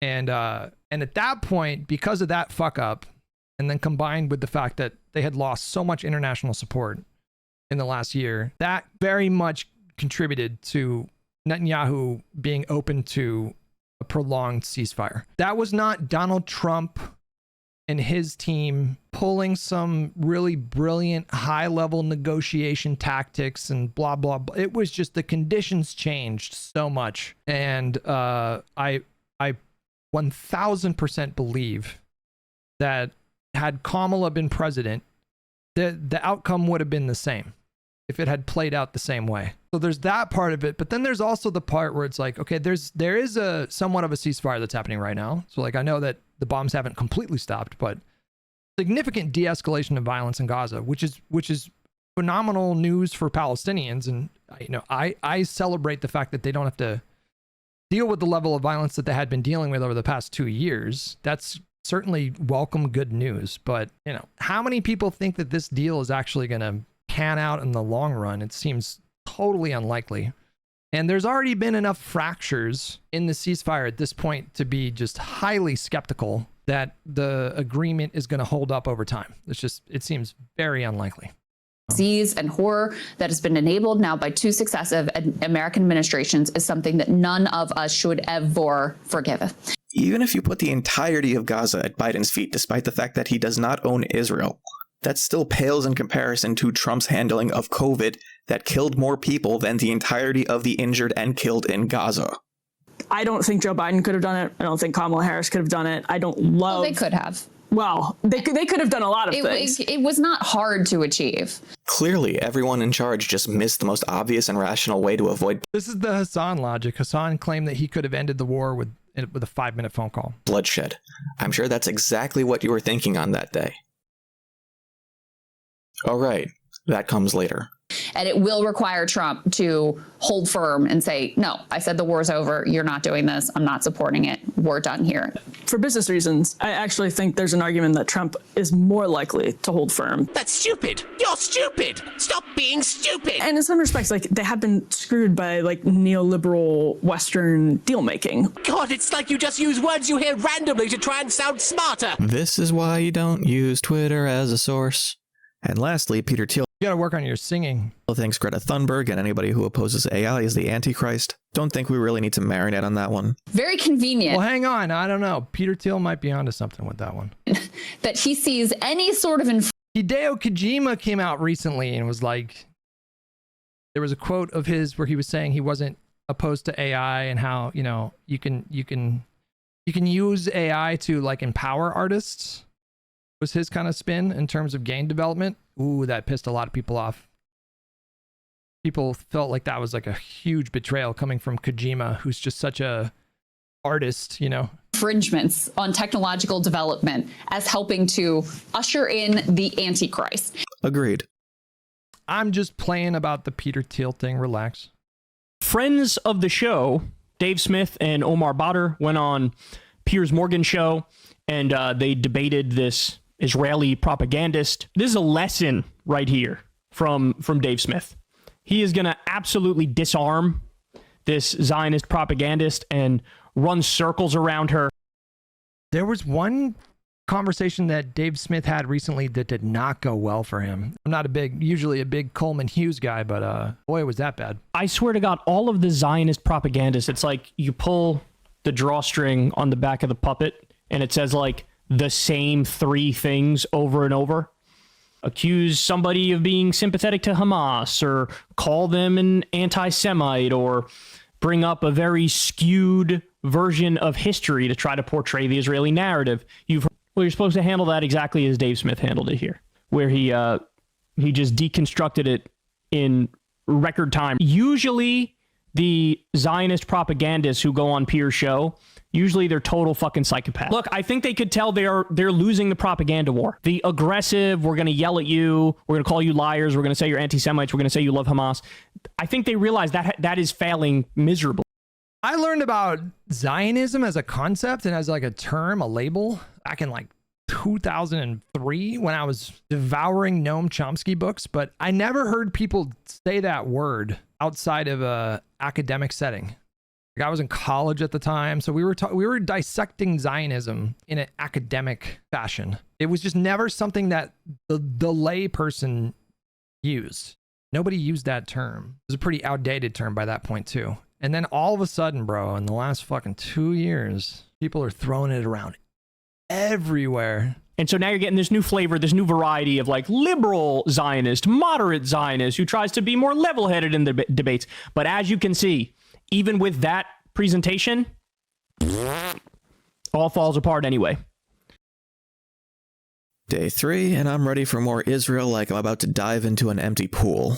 But first, more Trump corruption and, to quote my last video, authoritarian tendencies. It is very clear, it is plain as day, that this is unconstitutional. This is against the Emoluments Clause of the Constitution. The president cannot profit off the White House. The Mukhabarat disappears and tortures people for spreading false news and insulting the state. So when Trump says you take care of your crime, that's what he means. Okay, lay it on me, Kyle. Dropsite News says the following. Israel supporters are furious that CNN's Christian Amanpour accurately noted on air that Israeli captives have, quote, probably been treated better than the average Gazan. If a single hostage was treated like this, if a single Israeli hostage was treated like this for one day, it would be a story we'd hear for decades. I don't dispute, nor would I want to, literally anything these people are saying about the conditions they were held in. Regardless of its embellishment or not, I know what Israel has already been accused of and what they've tried to defend themselves with, and that's enough to know, before they've said anything, that it was likely an awful traumatic experience. Literally, my only criticism here is the lack of acknowledgement that Hamas has tortured, sexually assaulted, starved, maimed, and executed hostages. IDF propaganda, bro. Meanwhile, the overwhelming majority of the Israeli hostages are not treated like this at all. Then J.D. Vance on George Stephanopoulos. Just the smuggest prick you've ever seen. I'm going to sign up to coddle Trump's balls. It's about fascism, it's about sucking off billionaires, and it's built on lies. Trump gets the geography of the Middle East wrong, saying you can walk to Qatar from Iran. No, you can't. You will drown if you try that. There's never like a wake-up moment or a come-to-Jesus moment where his own followers go, huh, he doesn't know what the fuck he's talking about. Turns out he makes shit up all the time. He just said if you walk from Qatar to Iran, you'll drown. I'm having a moment right now. You guys know I am not great with geography. Technically, you can walk to Qatar from Iran without drowning. Where the fuck? Oh, no. Yeah, no, you'll drown. Oh, you know, you just walk around the edge, right? Spoke confidently about geography and was just dead wrong. Sorry, this just made me think of someone else. Nope. I think he said he was trolling here, right? I don't know what he said. Nope. I am not going to judge anyone for being bad at geography. I'm just not the guy. Nope. Got it. More government shutdown layoffs. The CDC is over. RFK Jr. lays off over 1,000 employees in Friday night massacre. I'm telling you, man, the next pandemic, we are so fucking cooked. It's going to take a Herculean effort just to get us back to where we were before the damage of the Trump regime. I don't know, man. I've thought about that. Like, I could be wrong. This might be a hot take, but I feel like if another coronavirus came around, you know, similar kind of transmission levels and mortality rates, I feel like people probably would hunker down again. It's one thing to talk about corona, like COVID in retrospect, but it's another thing like to put yourself back into the mind of when it was killing thousands of people every day. I don't know. That might be a hot take. I'm open to not being correct. I don't feel very confident in that claim. Which is saying a lot, because it's not like things were great. It's not like things were perfect. I'm glad he said this, because I'm worried that once Democrats regain control of Congress and the presidency, he'll go back to wondering why they don't do more. But until then, this is good. In the next segment, he talks about the Argentina bailout some more, but I want to zero in on something he says about the U.S. When were we most prosperous? Well, it was during the FDR era, during the New Deal. You know, when you had government spending on the... Oh, God, this part's going to make me lose it, guys. ...public, when you had a robust social safety net and shovel-ready jobs for people, when the government dug us out of the Great Depression, that's when we were at our best. That's when our middle class was thriving, for example. That is not true, actually. Maybe it's the common belief in the success of the New Deal getting exaggerated over time, but that was not when we were the most prosperous as a nation. And if it was because of an economy supercharged by wartime industrialization and nearly the entire rest of the world's absence from trade. The most significant economic expansion took place in the post-war era, right? Like right after World War II, right? Due to that wartime. Here's Kyle's take on the Peter Thiel nonsense. With no regulation whatsoever, how can we tell what the fuck is real anymore? Steve Bannon shit-talked Congress. Democrats, do you understand what they're saying here? They're saying, y'all a bunch of bitches. They're saying, you're useless. They're saying they... I just want to, go back to that a little bit. The New Deal era expansion of like the federal government, those were significant transformations of the presidency, of the federal government, but it was possible because of the Great Depression. When you have an event like that, such a significant economic downturn, it opens up possibilities. Leaders can springboard from those conditions to do bigger and bolder things. When you have unemployment rate, what was it during the Great Depression? Wasn't it like a third? It was like a third of the country was out of work. The conditions are so desperate and dire that the appetite for significant reforms skyrockets. It's much more difficult to jam through like transformational bills when, the economy is doing like pretty good, or even or even like pretty bad. Like if the economy's like not great, you know, like even just the recession, right? Like the recession wasn't bad enough to create an appetite for a New Deal type expansion of the federal government. And that was pretty bad. That was like 12% unemployment for a minute there. Or did it jump up to like 8 or I don't know, somewhere around 10%, give or take a couple points. Millions of home foreclosures. And even in that environment, the political climate wasn't one for gigantic. I mean, ACA was big, but it wasn't like single payer, for example. Even in those conditions, there wasn't a political appetite for single payer. So FDR had that benefit of coming in there and trying to repair the country and the economy that had just suffered a catastrophic depression. That gives you more political capital to play with. And then, not to belabor a fucking point that I've made 1,000 times, the coalition back then, the Democratic Party coalition, was drastically different. I don't know if we're ever going to get that back. That might be a tall order. Maybe it's possible to reform that coalition. Maybe, but probably not. not while things are as polarized as they are. Do you guys understand that FDR had basically control of 3/4 of the Congress? Do you guys realize that? I think even more than 3/4. I think slightly more than 75% of the Congress were like in the Democratic Party coalition.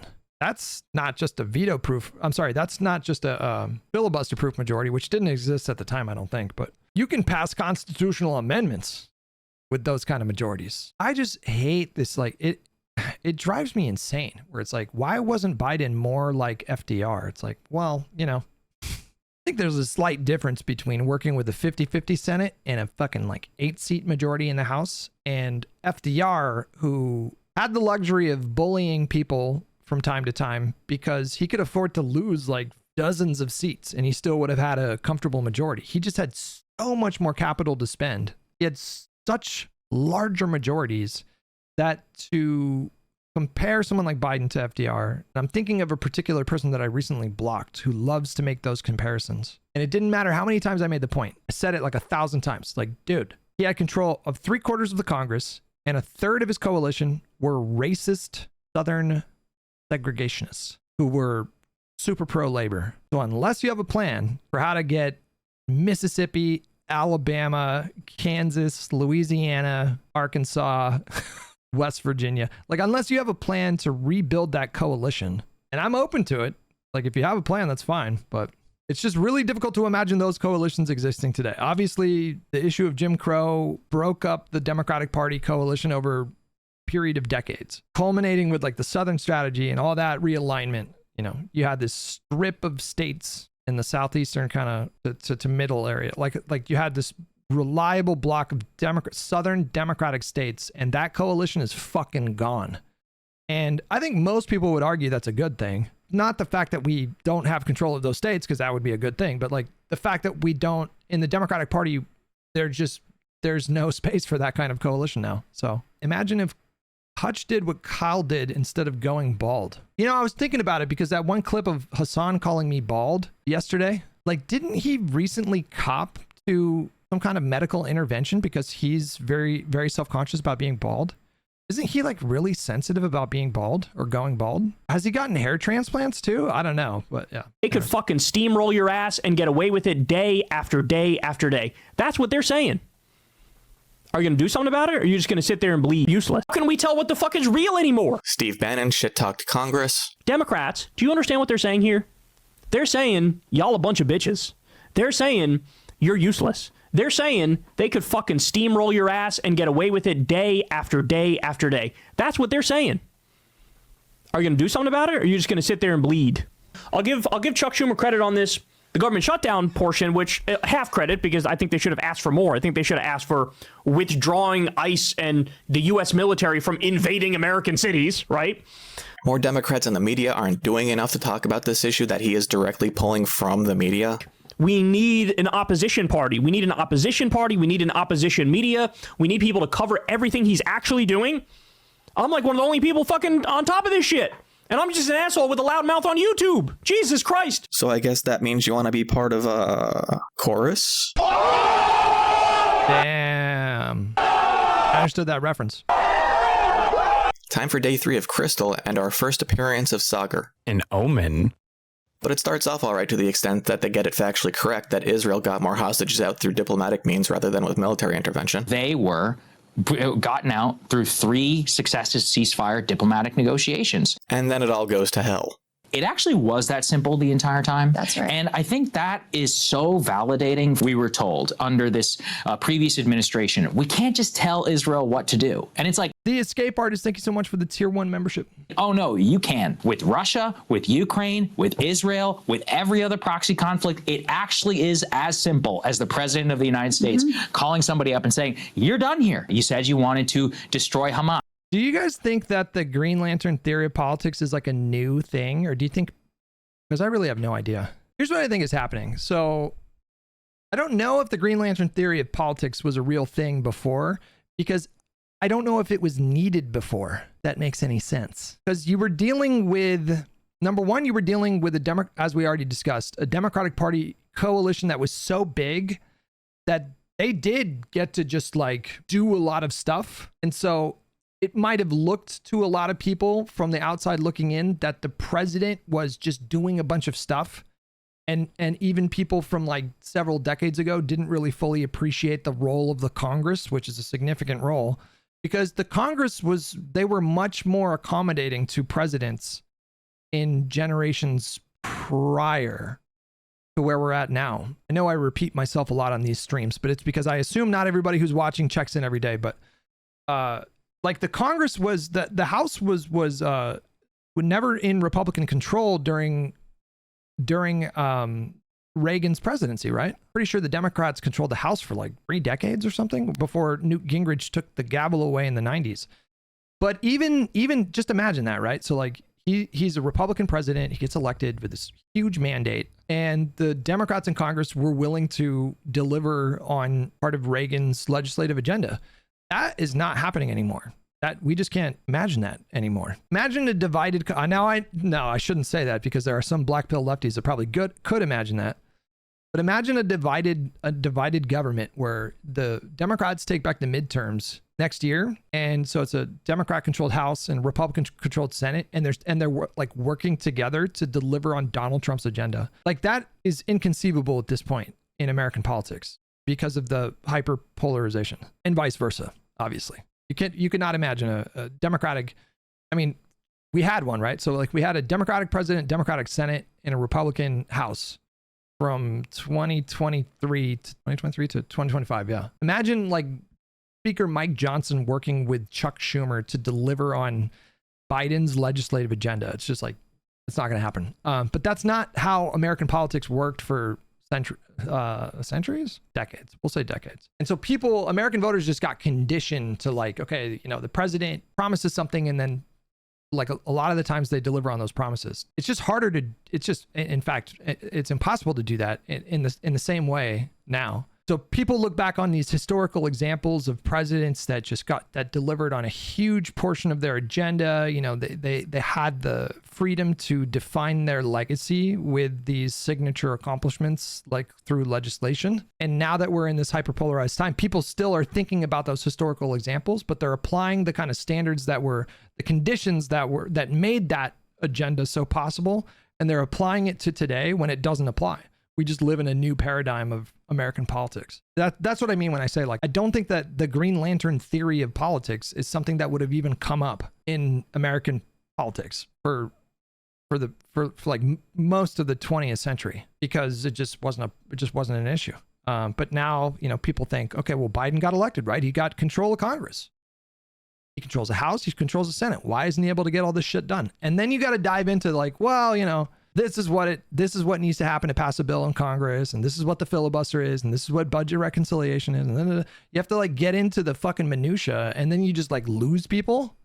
They just start kind of tuning out. I can't tell you how many conversations I've had when I'm just like, well, here's why it was impossible for Biden to get a public option. Like you dive into that minutia, and I've had so many interactions with people where they just kind of, at some point they just kind of roll their eyes and they're like, I just don't care, I don't care. Like, I just want them to get it done. That's literally exactly what happened in the conversation with Vanguard when they came on the podcast. At some point, Zach or Gavin, I can't remember which one is which, was like, I understand what you're saying. I hear that. Don't disagree, but I just don't care. He literally said, I just don't care. You know, why didn't we get single payer? Like, it's just, you reach a point where it's like, well, I don't know what to do with that. If you don't care about the reasons why things didn't happen, then it just doesn't feel like a good faith conversation. Yes, Hamas gave up power, but part of the deal is that Hamas gets amnesty. They get to give up their weapons and they get to become a legitimate political party. No, it's the basis of it. The desire for a strong-handed leader to step in and fix things definitely existed before, but that was possible before. The previous conditions allowed for those leaders to step in and just like do stuff very forcefully. And that doesn't work now. Even with Trump, it doesn't work now. We just had a 5-week shutdown. What does that tell you about his ability to force Congress to do things? Longest shutdown in American history. There goes that whole idea. You know, Trump is able to strong arm whatever he wants. Like, clearly not, right? It's not. You can look up the ceasefire terms. The only way you can accomplish anything approximating that is through diplomatic negotiations, through giving people in Gaza a better alternative to Hamas. I'm not going to say that Israel didn't cause a lot of its own problems in Gaza, but it is not that simple. The same way you couldn't just bribe the South to not be racist to avoid the Civil War. The system is entrenched beyond just what the individual people could dig out.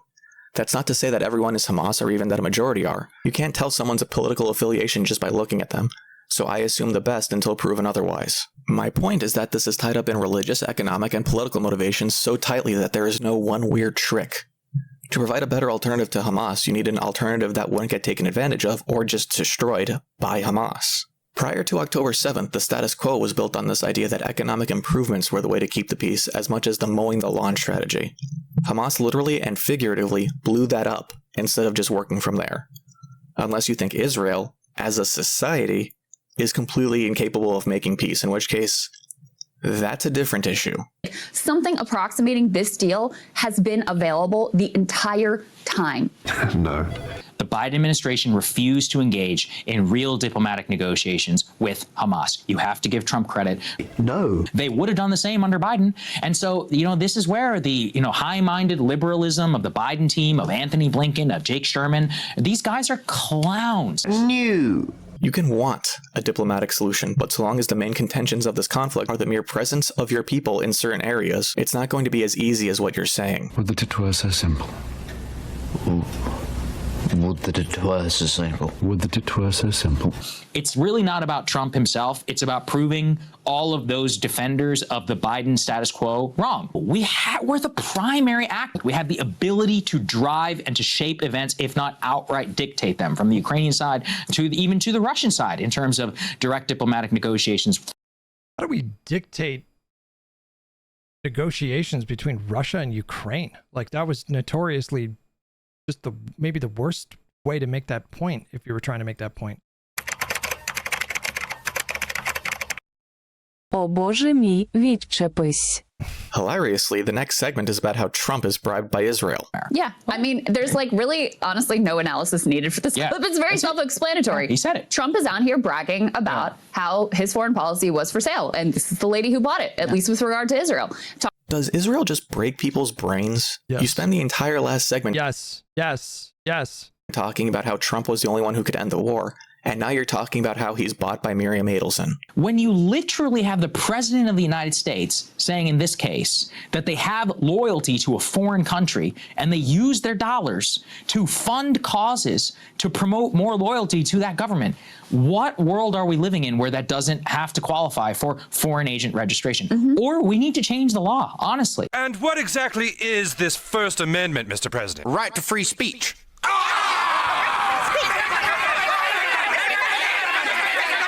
I guess, you have the right to do what you want. Literally quote the Adelsons and then point to their giving and what their priorities are. You're called anti-Semitic. Yeah. And then Trump just says the shit out loud. That card just doesn't work anymore. And, and it's a problem when you have genuine anti-Semitism, because now everyone's like, well, was it really? Because you say that shit about literally everything. So please tell me more about fake accusations of anti-Semitism as you talk about Israel controlling American media.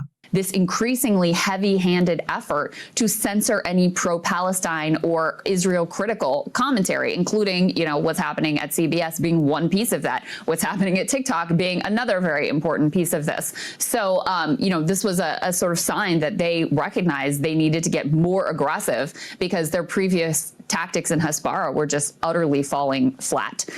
Barry Weiss sucks. Larry Ellison sucks. If they're censoring people, that also sucks. It should be condemned, and they should stop. But you're not just saying Barry Weiss and Larry Ellison. You're saying Zionists. You're saying Hasbara. And you're framing it all in dual loyalty. They talk about the AI bubble. You know, it's looking a little bubbly. And again, calling something out specifically for how it is trying to manipulate your perspective and then just saying, yeah, but it changes my perspective. Now, I've seen a lot of criticism about, oh, you're glazing. Listen, we can acknowledge all of their problems. Authoritarian government, bureaucracy, you know, a lot of it is for show in some cases, like the bridge, for example. There was some criticism of people who covered the bridge, like, oh, you're buying into Chinese propaganda. I'm like, well, you know, even if it is a bridge to nowhere, it's still a remarkable engineering accomplishment. This doesn't act as a qualifier. It is saying you can ignore qualifiers. At a graph of life.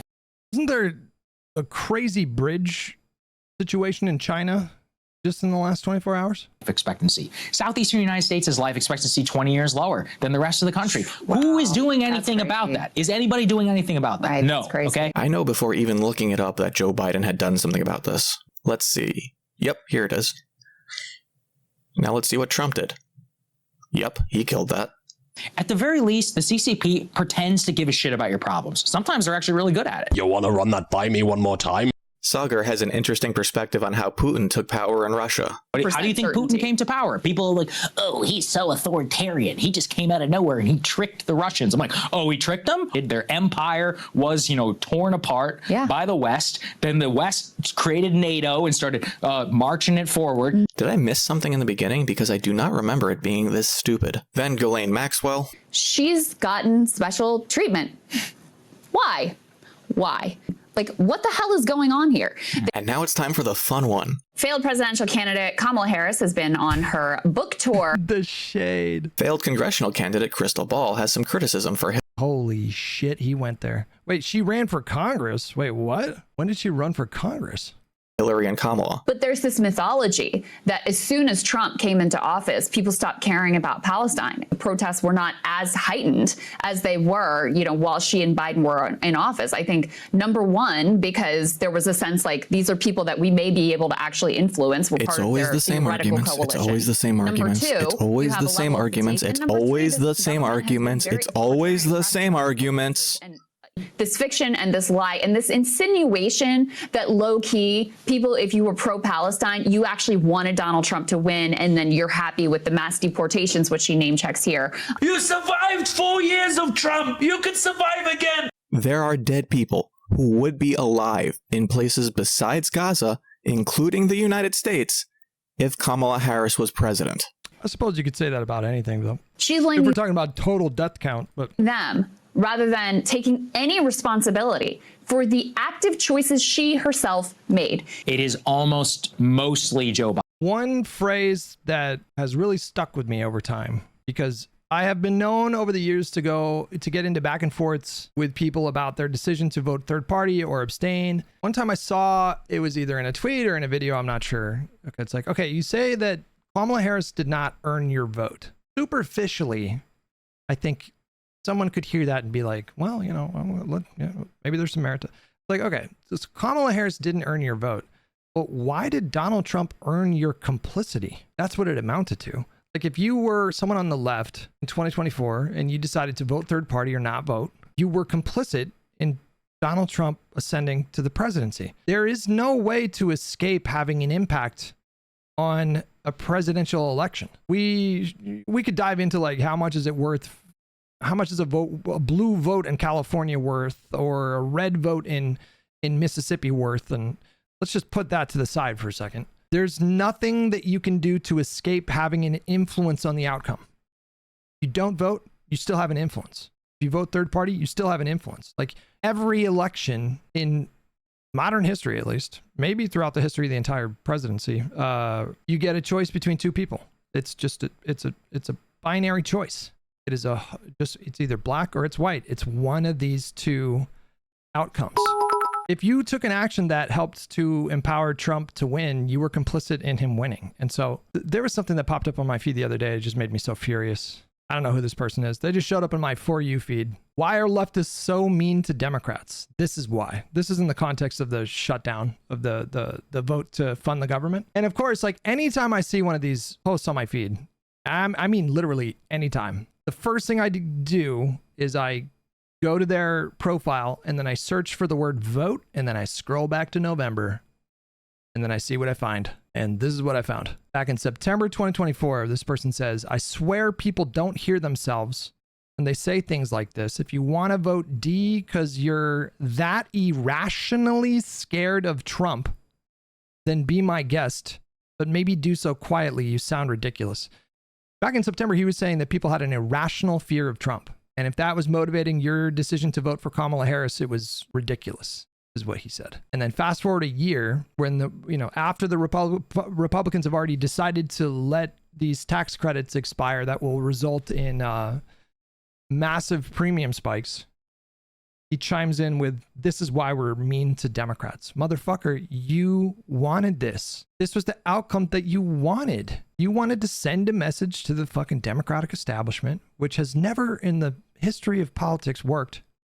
In American politics, at least. That strategy has never worked. There are people that use this logic every 4 years. Every fucking 4 years. You have some percentage of the country that are leftists that are like, I'm going to punish the Democratic Party. We're going to send them a message so that next time they know, they better, succumb to our demands or whatever it is. And it's never worked. They keep doing it over and over again. They just keep fucking doing it. This was your preferred outcome. And now you're saying, oh, you're going to be mean to Democrats because what? Because they didn't have the power to stop Republicans from doing something? You said it was irrational to be afraid of Trump and Republicans, I suppose, by proxy. Was it irrational or not? Did you ever see the video where Kyle called Krystal stupid 10 years ago? I think so. U.S. Staff Sergeant Michael Boyd is at the U.S. Embassy in Ukraine and says that he saw a missile in the air hit the plane. He is on the phone with us. Sergeant, are you there? Yes, I'm here. Can you hear me? I can. Please tell us what you saw there on the ground in Ukraine. Well, I was looking out the window and I saw a projectile flying through the sky, and it would appear that the plane was shot down by blasts of wind from Howard Stern's ass. So it would appear that the plane was shot down. Can you tell us anything more from your military training of what sort of missile system that may have been coming from? She was probably, she's so polished now, man. This wouldn't happen now. She might have been like super green at that time. And she was just focused on, okay, what am I going to say next? She didn't hear the guy say that a missile fired out of Howard Stern's ass. Well, you're a dumbass, aren't you? I'm sorry, sir. All right, we're going to take a quick break and we'll be back with all the... Oh, no. Feel bad. The latest next.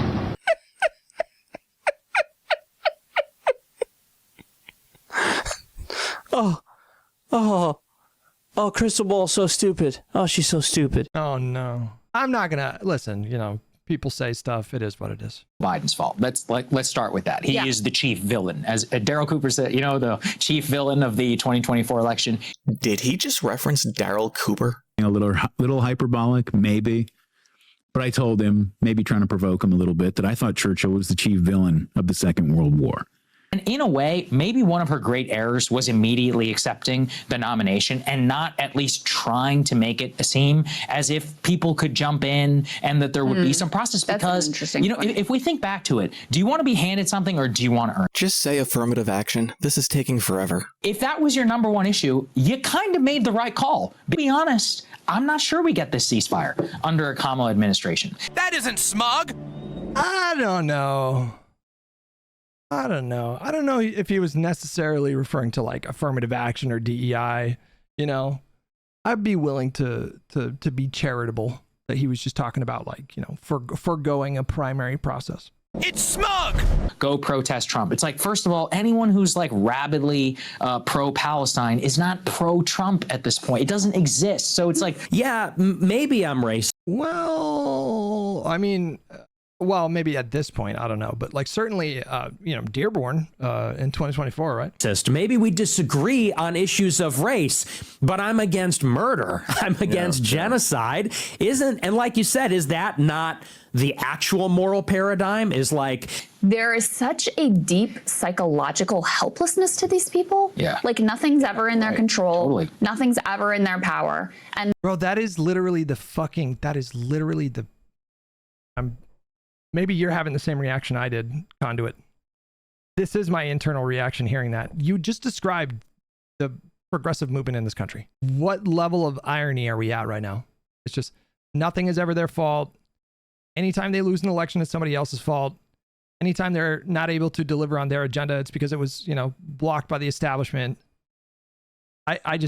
There's no internal critique like ever. the upside of that is like, from the Obama administration, all the excuses about why the Affordable Care Act really kind of sucks. It's because they don't want to have any responsibility for their actions. They know that they were complicit and they don't want to take responsibility for that. And they're just thoroughly incapable of acknowledging that there was any error there. And what the fuck are you talking about?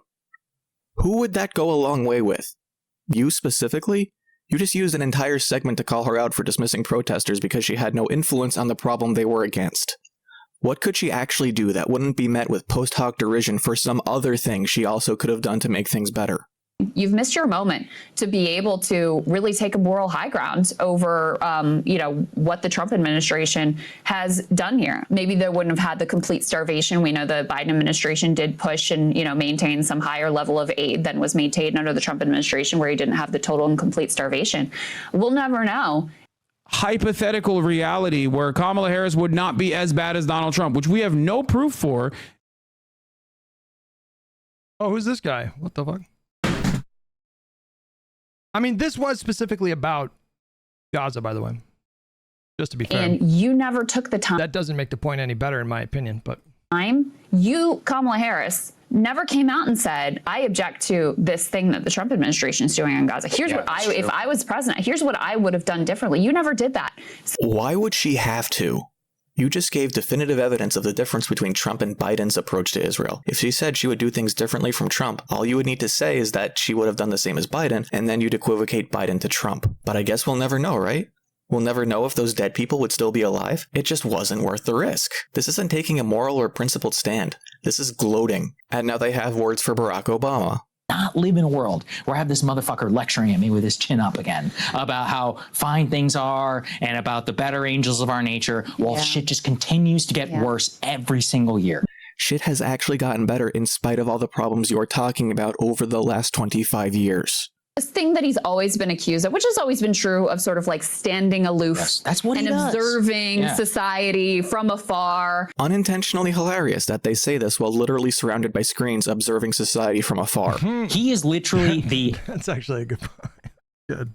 Everything that went wrong. He was elected on a class anti-war message. That is a really good point, actually. And he turned it to become the culture war president. That's who he was. That's ultimately his only real legacy is like DACA, the Affordable Care Act. Oh, fantastic. And the woke era. It began under him.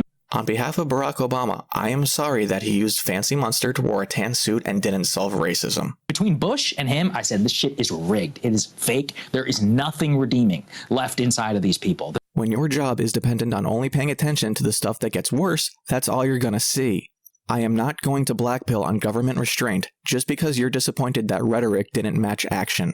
And then also he stuck his hands back in our politics at strategic points to also make sure that the Democratic Party doesn't become a party of the now, like creatures of the now, to make sure that specifically the Bernie wing of the party is blocked. Crystal, stop trying to impersonate Anna Kasparian. You're smarter than that. Who presided over the largest loss in black wealth ever? First black president.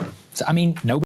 Hey, I feel like that might have had something to do with the, pesky little catastrophic economic meltdown, but what do I know? Nobody ever grapples with that one. That was because of the recession under Bush. What a fucking blatantly dishonest framing, way to frame the black wealth going down under Obama. It's like, well, didn't everybody's wealth go down under Obama? One North Carolina. That's why everyone always talks about that race thing. I go, yeah, maybe in Alabama and all these places. Fuck, you still won a lot of red states today. Honestly, what happened between the first couple of days on here, I thought I was just going to have to refute some shitty Israel coverage and be delighted that the rest was more well-reasoned than I thought, but this is just fart sniffing.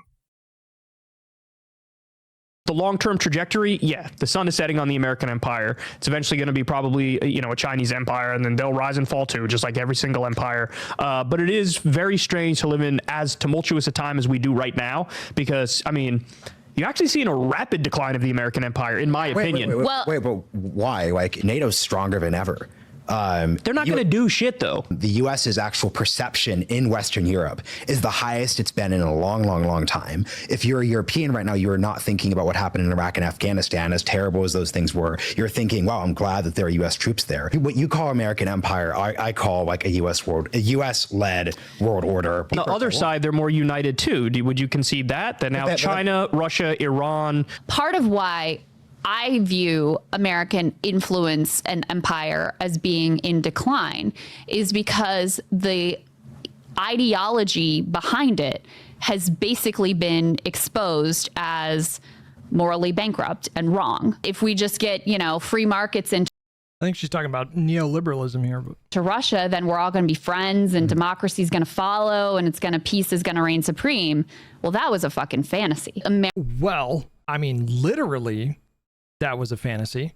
If we're talking like that specific prediction of how things would turn out in the post-war era, but in terms of sustained peace, we are in an era of totally unprecedented levels of sustained peace around the globe, even with the wars that are currently ongoing right now. If we compare this moment to literally any moment before the post-war era began, or even just like 30 years ago, like anything before like 30 years ago, like this moment that we're in right now, in terms of just how much peace there is, how like a lack of like serious military conflicts that are ongoing, is totally unprecedented in the history of, nations. That seems pretty good. That seems like a good situation. American neoliberal, like shock doctrine and we're going to have democracy around the world and we're going to install it. All of that has been thoroughly dismantled as an ideology. So that's why I think the American influence and empires. What's that? And even just Trump and Biden getting elected, these people they're like symbols of a decaying society. Yes. To have any situation where Donald Trump wins the presidential election and then Joe Biden, who's half dead, wins the presidential election as a backlash from Trump, that's not a healthy society. That's a society that's in severe decline. Quick response. All right, y'all, welcome to the show. I got a special one for you today. The self-suck-off session. Does it hurt your ribs when you suck yourself off that hard, Mr. President? But now let's get into the meaty stuff here. Meaty just like his neck-gina. Also, you're ugly. Riveting. If he loses, we are not going to be generous with Argentina. Not only is that foreign election interference, this is also extortion. Yet more proof that things don't end with just one perfect phone call. He hates Jewish people. He's talking about Zoran Mamdani. Of course he says this, even though the majority of Jews in New York voted for him. I make no claim that... I don't think that happened in the general election. Pretty sure, right?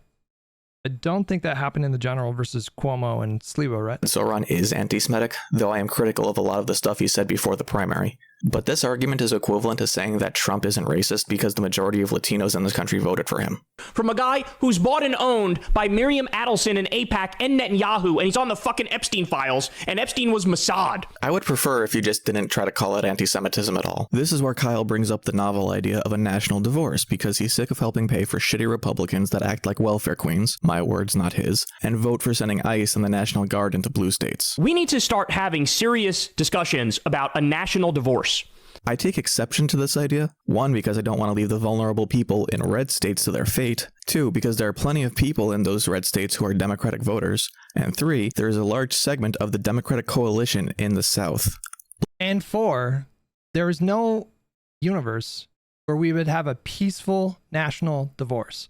What you're actually talking about is actual hot civil war. That's what we're talking. There is no universe where red states and blue states neatly divide the country and we come to terms that everybody agrees on and there isn't some kind of conflict, some kind of actual like fighting that goes on. That is preposterous to suggest that we could do something like that peacefully. Black Democrats, who managed to break past a determined Republican effort to restrict voting rights and elect 2 Democratic senators in Georgia. Unrelated to anything, are the books behind Kyle sorted by color and size instead of alphabetically? Barack Obama. I appreciate that fact check, Boxtrupper. We've had some hiccups, which kind of makes sense. You know, you would expect to see after a pandemic, you would expect to see an increase in conflicts. So I appreciate that fact check. Technically, I was wrong about that. But even this situation, can we stretch this out to fucking 1800? Because then you would see the lines over here going crazy. Good fact check, though. Keep me honest. That's good. Decided, let me do a right-wing healthcare plan, which was created by the Heritage Foundation. And to be fair, tens of millions of people got healthcare, which is better than nothing. Tens of millions of people getting healthcare coverage is a bit better than that. That's one way to put it. 50 million people who were priced out of healthcare before now have access to healthcare. To call that not nothing? Okay. Well, that's one way to describe that. Under Biden, healthcare coverage reached 95%, the highest it's ever been. A young Republicans group chat got leaked, and boy, oh boy, are those some edgy 14-year-olds. There are people in this chat who are up to the age of 40. Sorry, 40-year-olds. Oops, I said I want to shove them in gas chambers. My bad. Own it. Stop running away from it like a little bitch. Pretty much what I think, except... No disrespect to trans people whatsoever. I thought this was a trans man. I think that should have stayed an inside thought. Once again, back to Israel. They're slow releasing the dead hostages. How dare they? Now let's limit the food. They already knew it would take a long time because they killed those hostages, and those hostages are still under the rubble. Again, could be the case. I see no reason to think it's unlikely, but this isn't based on probability. It's based off the assumption of intent by Israel to kill people in Gaza as a higher priority over hostage rescue. Because the ceasefire is fake, they wanted to complete the genocide, and every other prior he wants to confirm with his audience. Exactly like I said would happen. Imagine Hamas killed 5 Israelis in Israel since the ceasefire.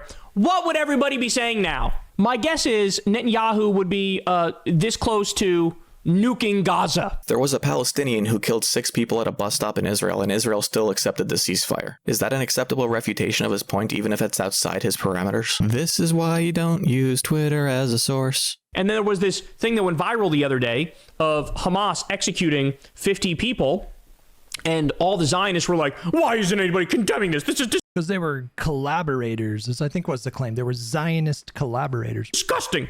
Those were the ISIS gangs that attacked them first. This is Jacoby in human form. Do you see? Yes. So you understand how you never get the full picture? You understand how you never get the full story? Do you see? Yes. From Zionists and from the media. Do you see that now? Do you see how they hide shit from you? Oh my God. So that they can fucking lie? This is why you don't use. This is why you don't use. This is why you don't use. This is why you don't use Twitter as a source. Okay, something different. Barack Obama was on Mark Maron's last podcast, and Kyle takes issue with Obama in a few different ways that we will... We watched all of these videos, by the way. This video of him critiquing Obama just set me the fuck off when I reviewed it. Now go over. I hope I can change your perspective. Obamacare. I wouldn't say that, bro. I don't think George W. Bush was for democracy. He was, but like everything, he didn't know what he was doing, and it ended up having terrible ramifications that we are still dealing with. We need to beat Fox News at their propaganda game, where they are on message 24/7. You need to dominate TikTok. You need to dominate YouTube. You need to dominate all these outlets. I'm not kidding. Like that. I've got beliefs that I'm not going to compromise, but I'm also not going to assert that I am so righteous that there's not the possibility that maybe I'm wrong on this. Sure. But that's what they do, bro, and they win. I see. This is where he loses me completely. So this is like, I need liberals and leftists and Democrats to get past this dumb bull. He's talking about the winningest president in the 21st century. Like nobody, like Barack Obama's margins were bigger than any presidents were in the 21st century. Bullshit of the self-criticism. The worst criticism I have of the Democrat I hate the most is nothing compared to my criticism of the best Republican. Almost all the Republicans and Fetterman, like all of you guys, I'm sorry, you're just evil. No, instead what'll happen is the Democrats will keep quiet and try to suck up to the same Israeli billionaires hoping that they'll pick them. How are you going to out-corrupt Donald Trump? The number one way to get someone to do something is to make them feel like they're rebelling against authority. And in talking about this, Obama is bringing up that the Democrats, whether it makes moral or even logical sense, became the social standard of authority. Am I hurting your feelings by being giving you a little too much truth? Like, fuck you! Everywhere I look, something reminds me of her. I'm pissed off by this. Is this what Trump does with MAGA? You gotta take a half loaf, Kenny. Sometimes you gotta accept 15%. That yes, compromise is a thing. It exists in the world. It's hard to get everything you want through. Yes, of course. But like, you have to give people the feeling that you're at least trying. But like, if you go into it saying, well, I want 50%, and they go, you get none of it, then you agree at 25% or 20% or whatever the fuck, right? And it's like, I think that's what Obama, he said he was out of touch. This is definitely out of touch. So the Green Lantern theory of politics states that... Oh no, chat. Oh no. No, but for real, Trump's electorate and the Democratic electorate... that was pretty good. That was niche.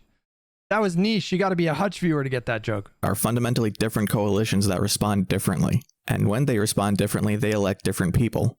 And those people will have to bring their decisions back to that electorate. Trump unified the Republicans under him because they wanted an authoritarian who would just force himself on the country. Democrats shouldn't want that. And the trade-off is that unilaterally forcing things through just isn't an option no matter how good you think your idea is. Because Trump thinks tariffs are a good idea, and we see how that's working out. The people who would try to unilaterally force things through are the people who would inherently have bad ideas. I don't want anybody to misunderstand what I'm saying. I would still take Obama over any Republican literally 10 out of 10 times. The Democrats are eons better than the Republicans, and I hate fucking false equivalence bullshit.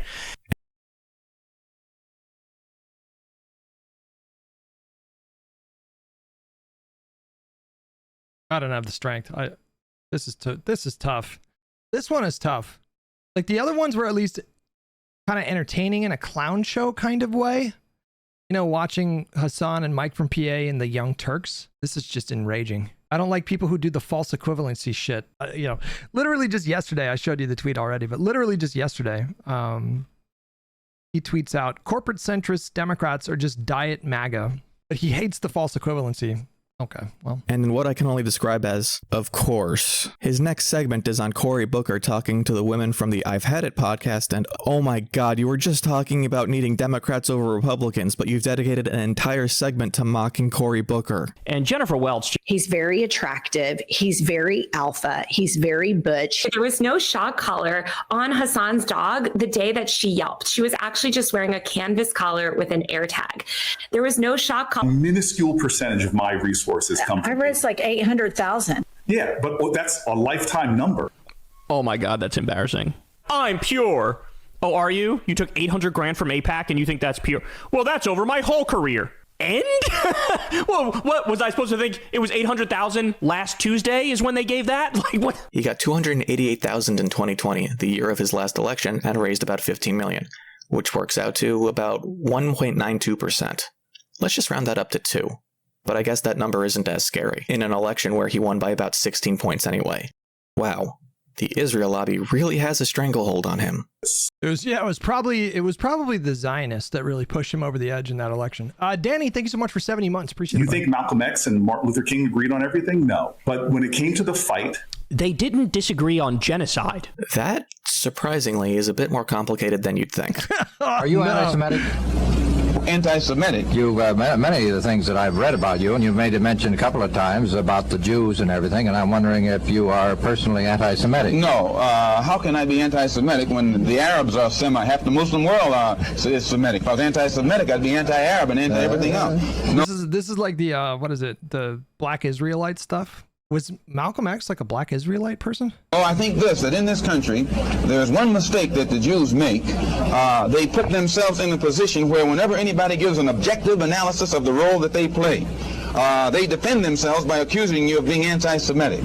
I was going to say, was this before or after he visited Mecca? And a Negro is not anti-Semitic when he says that the man who's exploiting him in his community is white, because it is a white man who owns all the stores. Now, is it an accident that these whites who own these stores are Jewish?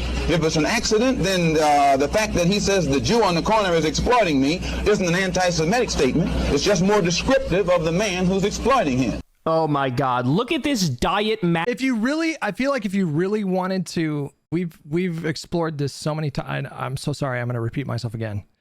I feel like, and maybe you make the point later, Martin Luther King is the wrong guy to invoke about like Israel stuff. The wrong guy. Same with Nelson Mandela. Wrong guy to invoke for Israel stuff, because Martin Luther King was a stalwart supporter of Israel. Big old fucking Israel guy. MAGA bullshit. Any Democrat not voting no on everything is a fucking problem.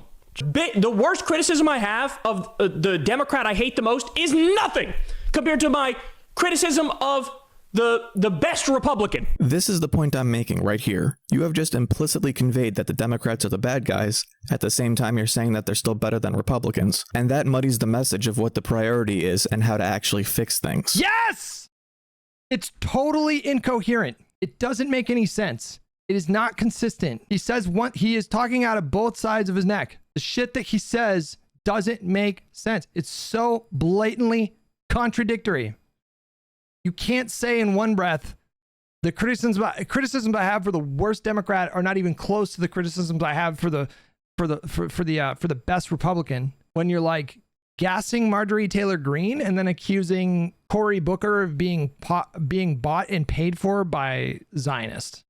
And I think there's been a lot of capitulation, Neville Chamberlain type appeasement from Democratic leadership. And you're one of them that's kind of been disappointing to me, because we've... He's like, oh shit, body blow. Oh my God, you hit me with a haymaker in the jaw. I'm bleeding. First of all, I would say very pointedly that one of the things I dislike about the Democratic Party is that we do a circular firing squad all the time. Oh my God, are you fucking kidding me? If you want to not have a circular firing squad, don't have any beliefs that would make people want to create a circular firing squad. Like, hold on. Oh, it's that simple. You figured it out, guys. If you don't want to, me to fucking spend hours and hours every day torpedoing you, then just don't believe in things that I disagree with. It's like, oh, you cracked the code, bro. Fucking figured it out.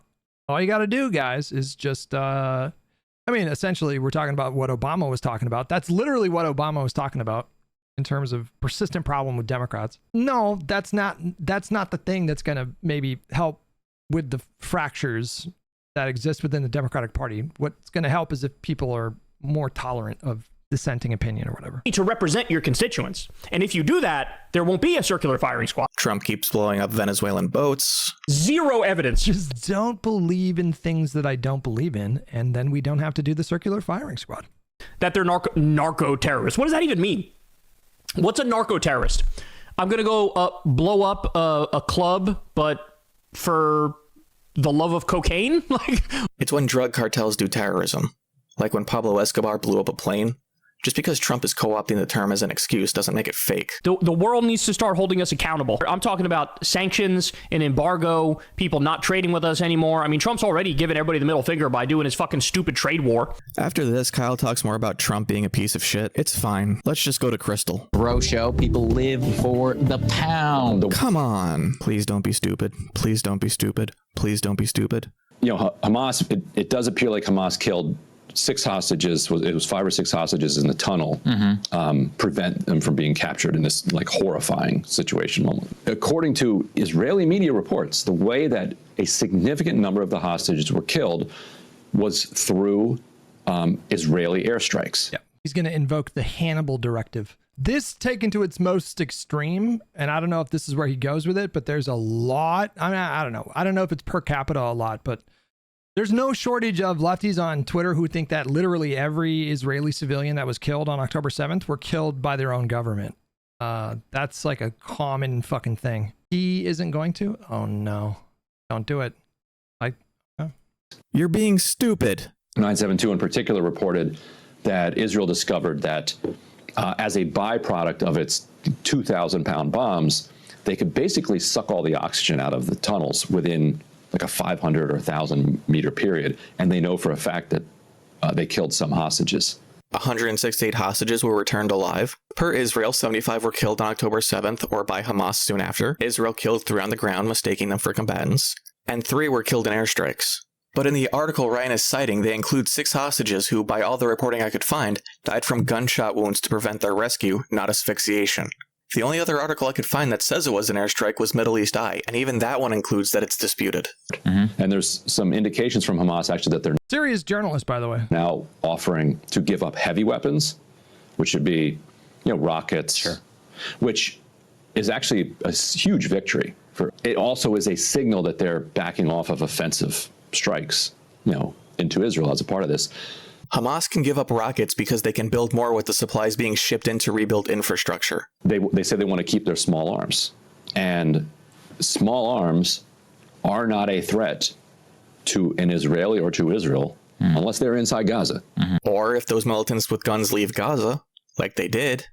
They did that a couple of years ago. They said, we recognize the kind of sovereign monopoly on violence that a government has. You give us a government, we're done. We're a national liberation movement. Right. The nation's liberated. We're finished. Here's the weapons. Yeah, that's why Hezbollah disarmed after Israel left Lebanon, right? After that, they talk about data centers for AI jacking up people's electricity bills. This, in my opinion, is the sleeper populist issue across the entire nation. Right. Whoever wants to grab it by the horns and rip, you're ready to roll. Nobody wants to pay 267% more for electricity bill for AI pornography, which I'll get to. Are we not saying phrasing anymore? We're up in Maine now to talk about the Senate race, where I'm sure Ryan's comments about Graham Plattner will age like a fine wine. There was hope among Democrats that the party leadership had seen running the same kind of milquetoast Democrats around the country, and particularly in Maine against Susan Collins, that they had seen that, like, we need something different. Maybe we need these tatted up guys that we don't understand. And Ryan blows a subtle dog whistle about Janet Mills getting the backing of the broader Democratic Party machine. Type 35, is that, or types? I don't know, typed? I don't know what that is. Thank you so much for the tier 1 membership on YouTube. It's so, yes, basically it is that endorsement. And what it does is it opens up a campaign finance mechanism that allows big money to flow into a vehicle that can be used to support Janet Mills. And so that means all of the New York donors, and in particular, people have been like, why won't Hakeem Jeffries and Chuck Schumer just come out and like condemn Netanyahu, what he's doing? Why do they keep doing this very unpopular thing? And the answer for a lot of it is the donors that are going to fund the national effort to take back the Senate don't want them to do it. So it's these kinds of donors. And lastly, for donors today, what might be the single most frustrating segment of the week. Ryan has set out to debunk a story from the Free Press, the Barry Weiss outlet, that itself wanted to debunk starvation in Gaza by explaining that the images people have seen are of people with degenerative illnesses who are impacted by shortages besides food. Now, this is not frustrating because the Free Press is correct. I am going to intentionally make no claim for the veracity of their article. What's frustrating is that the central premise of the Free Press article is about debunking mass starvation in Gaza, because it is being misrepresented by these photos in mainstream outlets. And Ryan decides that the way to debunk this claim is to talk to the families of the people in those photos to confirm that they are in fact deteriorating due to a lack of food. And that wasn't the argument of the fucking article. The point was that the broader populace isn't starving. To debunk that, you don't go into greater detail of those individuals. You just find other people who are starving and take photos of them. But that doesn't happen for the whole segment. I had to... Yeah, that whole thing was pretty depraved, because it is true that you do see photos taken of children with like, what do you call it, degenerative disorders or like neurological disorders that are used to talk about like the like lack of food that was going into Gaza. That was a real problem, and it's pretty depraved to say, well, those are just kids that have a disorder, some kind of neurological or some kind of disorder or whatever. That is obviously depraved, but it's not wrong that they were using these images to paint a picture that this is like what everybody looked like in Gaza. That's like the nuanced conversation. But people were on the brink of a very serious catastrophic famine that was a result of an 11-week blockade of aid going into Gaza that was totally barbaric. God, I'm not going to look at chat. Jeez. To watch it twice to confirm. Don't bait me. How do you fuck that up? But to be fair, Ryan does make one good point. And we don't have to dwell on this. They don't look into 12 cases.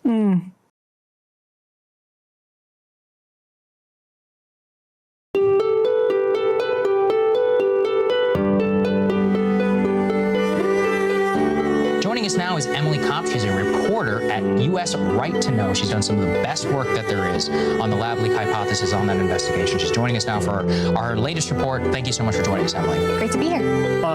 When Florida Democrats heard that, they played the victim. It was shocked and chagrined, like, how dare you compare us to Iran? They're rank authoritarians. Oh, really? Well, what did you just do here? There's no other way to describe it. It is authoritarian. I think it was probably scary, but they are making this all about themselves, and that's the problem here. And you know the other thing I keep thinking about? When things are really crazy, you don't have to tell a damn person. 9/11. You didn't have to be on 9/11 to be like, oh my God. We also have to acknowledge that 1/6 was the last time that any of these people got decent ratings.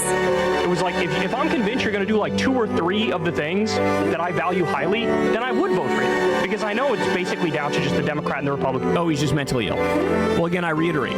At what point are the people doing nothing or cheerleading and supporting the atrocities? At what point do we say, perhaps they're the ones who are really mentally ill? And the people who are so saddened and depressed and distraught by the reality on the ground and they want to do something, at what point do we acknowledge, hey, maybe they're the ones who are the most correct? It's not something that's entertained in conversation. Zelensky is dug in, I think, for his own, political reasons. He's promised we're not going to give up any territory, and I don't think he's going to move off of that. Even though, it's devastating to his own people, to his own country. Russia continuing to march to take additional territory, and ultimately something approaching a kind of divided, failed state is what you would likely be looking at.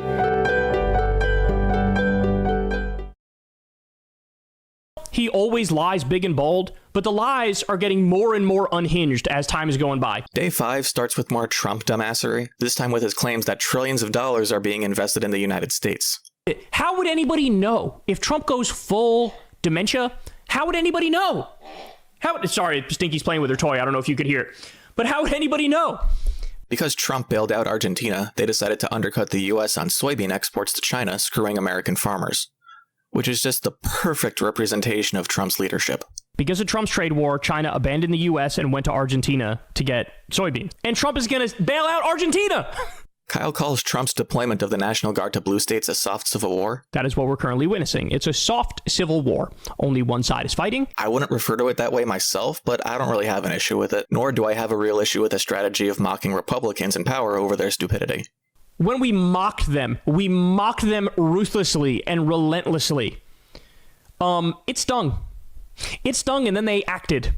What does that tell you? It tells you every single strategy that's geared towards mocking them is probably one we should exhaust. We are experiencing a slow escalation of Trump's fascist encroachment on U.S. liberal democracy, and they are incredibly stupid. Facebook took down pages dedicated to finding out the identity of masked ICE officers. If you are a law enforcement official, we have a right to know who you are. So to say you're doxing them is total bullshit. And so here you have Mark Zuckercuck. Now Trump is telling him to censor. He's like, yes, daddy, whatever you say. Should we do another press conference together where I coddle your balls? Israel wasn't even in the title of this clip. That's a very soft way of saying these were ISIS gangs that were... And now the gangs are more than affiliated. What did he call him? Zuckerberg? That's pretty good, actually. They're just outright ISIS. You don't need to like Israel. I don't want you to like Israel. I want you to have your own opinion and understanding and care about the shit that you think is important. This shit is important. It's people's fucking lives. So just take it seriously enough to verify that what you're saying is accurate. Is that too much to ask that people don't get their news from Twitter? If there's one thing you take away from... I've just seen enough clips of him where he's just really not a reliable source of factual information. Just anybody can go back and watch his video that he did on the conspiracy theories with Charlie Kirk. Like, I don't know, man. My sense of Kyle is like, he will just, I think it's about clicks. I think he's chasing clicks. I think like a kind of attempt at a fidelity to the truth is just not high up on his priority list. From the show, for the love of God, please make it. What's actually happening matters. He'll just really confidently proclaim things that have no basis in factual evidence. He'll just just like, oh, it was obviously this, or oh, it was obviously that. He does this a lot. And I don't know, man. I feel like you should probably take pride in your work and try to be as accurate as you can. If you get things wrong, you know, be upfront about the things that you got wrong. Like, I think you should try to do that. If your whole kind of job, if your whole brand is about, you know, trying to inform people about what's going on in the world, you should probably like make pretty great efforts to make sure that you're relaying accurate information. I don't think that's too much to ask. And when you do the kind of like formula that he does, which is it seems like it's a similar kind of formula to Josiah, but I feel like Josiah is really good at, like, if you tune into anything that Josiah is talking about, he doesn't do it in the same way. Like he's pretty good about getting, I don't know if I've ever seen him a video of Ponderings where he got some like fact wrong or some big kind of fact wrong. You're going to get some stuff wrong. That's pretty normal. But Pondering does a pretty good job of being pretty rigorous about, you know, looking into the stuff that he talks about.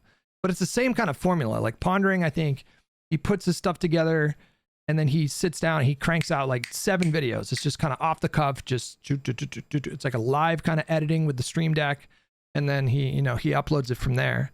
Kyle does a similar kind of thing. It's like he uploads 6 videos a day, 5 videos. But I don't think Kyle does fucking any research, to be honest with you. I really don't think he does. I don't think he takes any time at all to look into this stuff. I think he looks at Twitter and gets the takes and that's it. It needs to be Vishy with the gift of sub. Vishy, thank you so much, buddy. The main thing you talk about, like the actual facts of what they're doing on the ground, matters. At least Krystal can't get any worse. John Mearsheimer weighing in on whether or not the ceasefire is going to hold.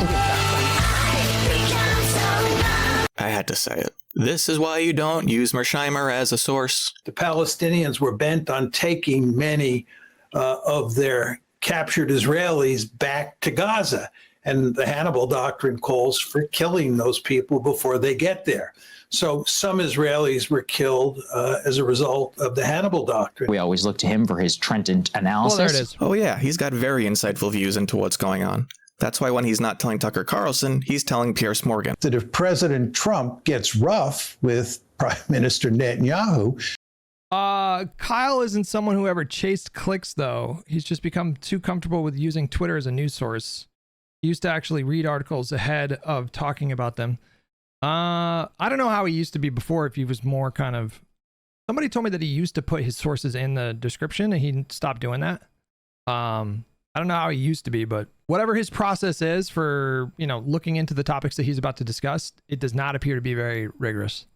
Netanyahu will turn to the lobby and the lobby will force Trump to back off. But you know, Netanyahu will be relentless. They will never stop. The Israel lobby will never stop. They will keep pushing. They will keep looking for vulnerabilities. They will keep trying to do everything they can to go back to the killing, to go back to the death. And so it will take a lot of focus and a lot of determination from this president to avoid that outcome. After that, Krystal Ball and Sagar get in their daily dem bash on Gavin Newsom and Cory Booker for their responses to questions about AIPAC. If you're just listening to that, it's extraordinary. But if you watch it, it's even more because he's like wiggling and squirming in a seat like a little kid. Keeps just repeating the word interesting, which Sagar, I think his initial... He wiggling and Forming in this clip? Like, I think when he said it's interesting, his first instinct was to insinuate, like, this is low-key anti-Semitic that you're asking me. He is such a donor creation. This has become a very, like, mainstream concern, with AIPAC as a catch-all for the incredible influence of Israel on our politics. Maybe if you want to call out fake anti-Semitism, don't refer to AIPAC as a good dog whistle. With Gavin, you know, so much of his political career and his success owes not just to, look, he does have political skill and talent, there's no denying that, but also his ability to raise vast amounts of money from, in particular, the California big Democratic donor class. That's primarily Silicon Valley. It's also Hollywood. You know, even putting AIPAC aside, there are many people in both of those donor worlds who are very interested in, you know, who are committed Zionists. Part of the problem for these, like, you know, slimy career politicians, you know, one of Tucker's best moments was when he called out Ted Cruz for insinuating he was an anti. Like, I am so sick of all of these, like, little passive aggressive ways of insinuating someone's an anti-Semite. Fucking come out and say it. You know what? If you think it's anti-Semitic that she cares about Israel, just fucking say it. Don't be such a weasel, such a worm. I'm so sick of that shit. This is the only time I'm going to insinuate something in this video. Saagar maintains a working relationship with Tucker Carlson. If you want to tell the truth, you cannot be attached to any organization which depends on insider access and on insider money. You have to separate yourself from that entity. Yes, that has been the experience of my life. Krystal had Dave Smith on as a guest host. Zelensky is dug in, I think, for his own, you know, political reasons. Both Tucker and Dave have spoken with Nick Fuentes in a positive manner. The more that I dug into the subject, the more I found out there's a lot of these neocon Jewish types behind the Iraq war. I really did appreciate your episode after Charlie Kirk. Thank you for that. Like, Nick is this disingenuous. He's the leading neo-Nazi. It's like, okay, so the leading neo-Nazi is calling for peace. If you go against Israel, they make you pay a heavy price. You know, AIPAC is coming in with the berserkers, the ADL's coming in, like, you're going to pay. The reason I was like, I don't think I'll do another podcast with Nick was never because I didn't like you. I always liked you when we talked. I always thought the conversation was really interesting, as this one is. People like to say that if 9 people are sitting at a table and a Nazi sits down with them, that's 10 Nazis. Maybe you don't believe in guilt by association, and that's fine. But what do you think Kyle would call them?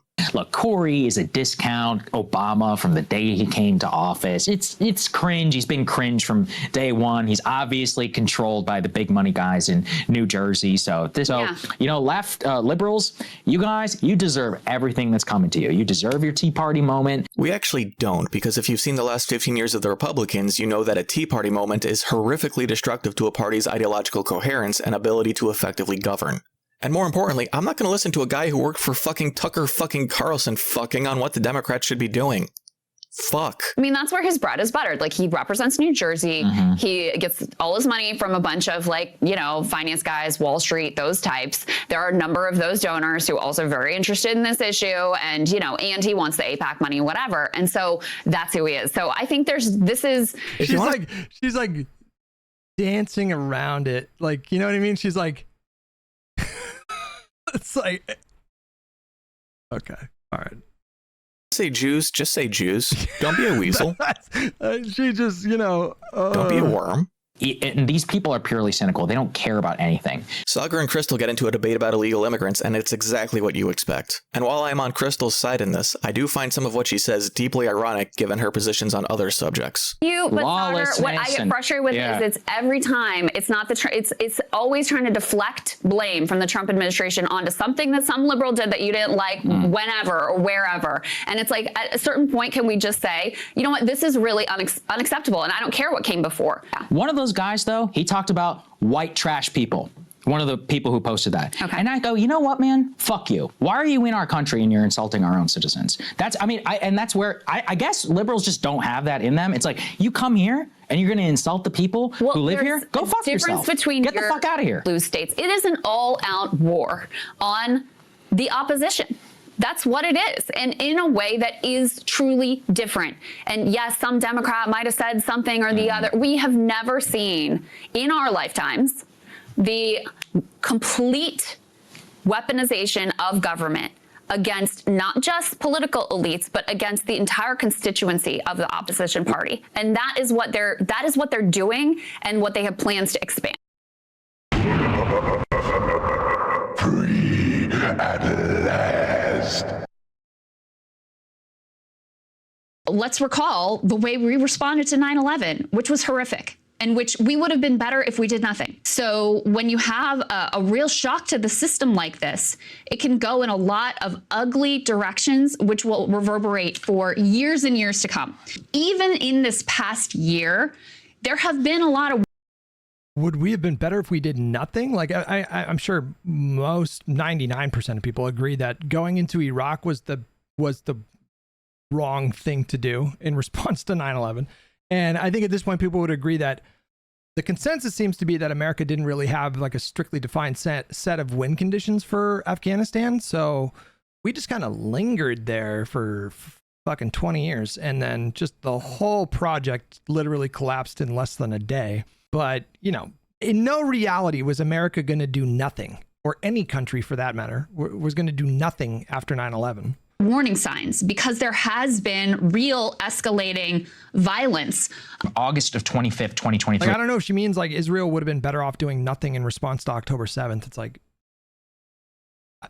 that just feels like such a useless hypothetical to explore, because again, just any country that suffered what happened on October 7th or September 11th, every country in the world is going to have some kind of response for that. And if there wasn't a response from the government and the military, then the current administration, if it's a democracy, they would just be voted out by their own people. Like, no country's citizens is ever going to tolerate an administration that doesn't respond to an act of terrorism like that. Almost a month ago, he says, quote, "We are preparing for all-out war," the deputy head of the political bureau of Hamas. They were doing, so it's not like they weren't. They were doing working. Yeah, exactly. They were practicing, and this was known. The IDF and Mossad and Netanyahu, they all thought this was just a feint, that this was just bluster. It's so hard to put into words how tragic this situation is. It's very bad. The horror on the Israeli side and the horror on the Palestinian side, and what they're, you know, this complete siege now and attacks on marketplace and mosques and apartment buildings, et cetera, which are also murdering innocent civilians. And what's so difficult about it is it's just so hard to see a way out. No, I was going to say, I don't think that it is possible to see any political ceasefire settlement on this until a colossal loss of life is going to happen. You know, at this point, you're locked in. And then all it takes is one actual attack, that, you know, one bomb that goes wrong, a couple hundred civilians are killed, and now that's your justification for fighting, and everything just keeps upping the ante over and over and over and over again. So without the direct intervention of the Arab states, the Egyptians, and the United States, this is almost certain to just go and drag on now for a long time, basically as it has been. It's just and recurring cycles of violence. I have a question for you. Who are the Democrats? Are they elected officials? Are they voters? Are they a unified ideology? I think that for some people, like Patrick Bateman, the Democratic Party might exist as a collaboration of different officials with different ideas representing different people. But when referred to as a collective, they simply aren't there. Obama didn't just land in the presidency and decide he wasn't going to push hard enough for something better than the individual mandate. He had to find the balance between his electorate, his party, the entirety of Congress, and what was actually needed to make improvements. But before that, he needed to get elected, because without that crucial and obvious step, you don't even get better than nothing. You just get nothing. As the urgency gets higher with every passing election, the risk of failure leads to an obligation for greater compromise. It's not just about telling people on the far left that they need to abandon their ideas. It's that their ideas will see the most harm done to them. See everything that's happened the last year. Getting elected is not just telling people you want to help them and expecting a rational response. Stop it! You can't be stupid enough to believe that Charles is just gonna give you free grog and good times, can you? No one, not you or me or anyone, is objectively rational. This man would not be president a second time if people were rational. Worries about electability aren't built out of a factual understanding. They're built out of vibes. Vibes that are determined by a general consensus that is created by the media we consume that sets the tone based on presumed understanding.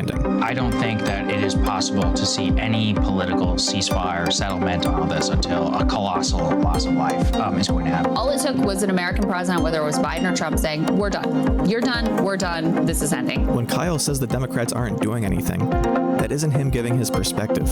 That's him stating an agreed upon fact between him and his audience that reinforces the premise that voting is not an effective means of curtailing this administration.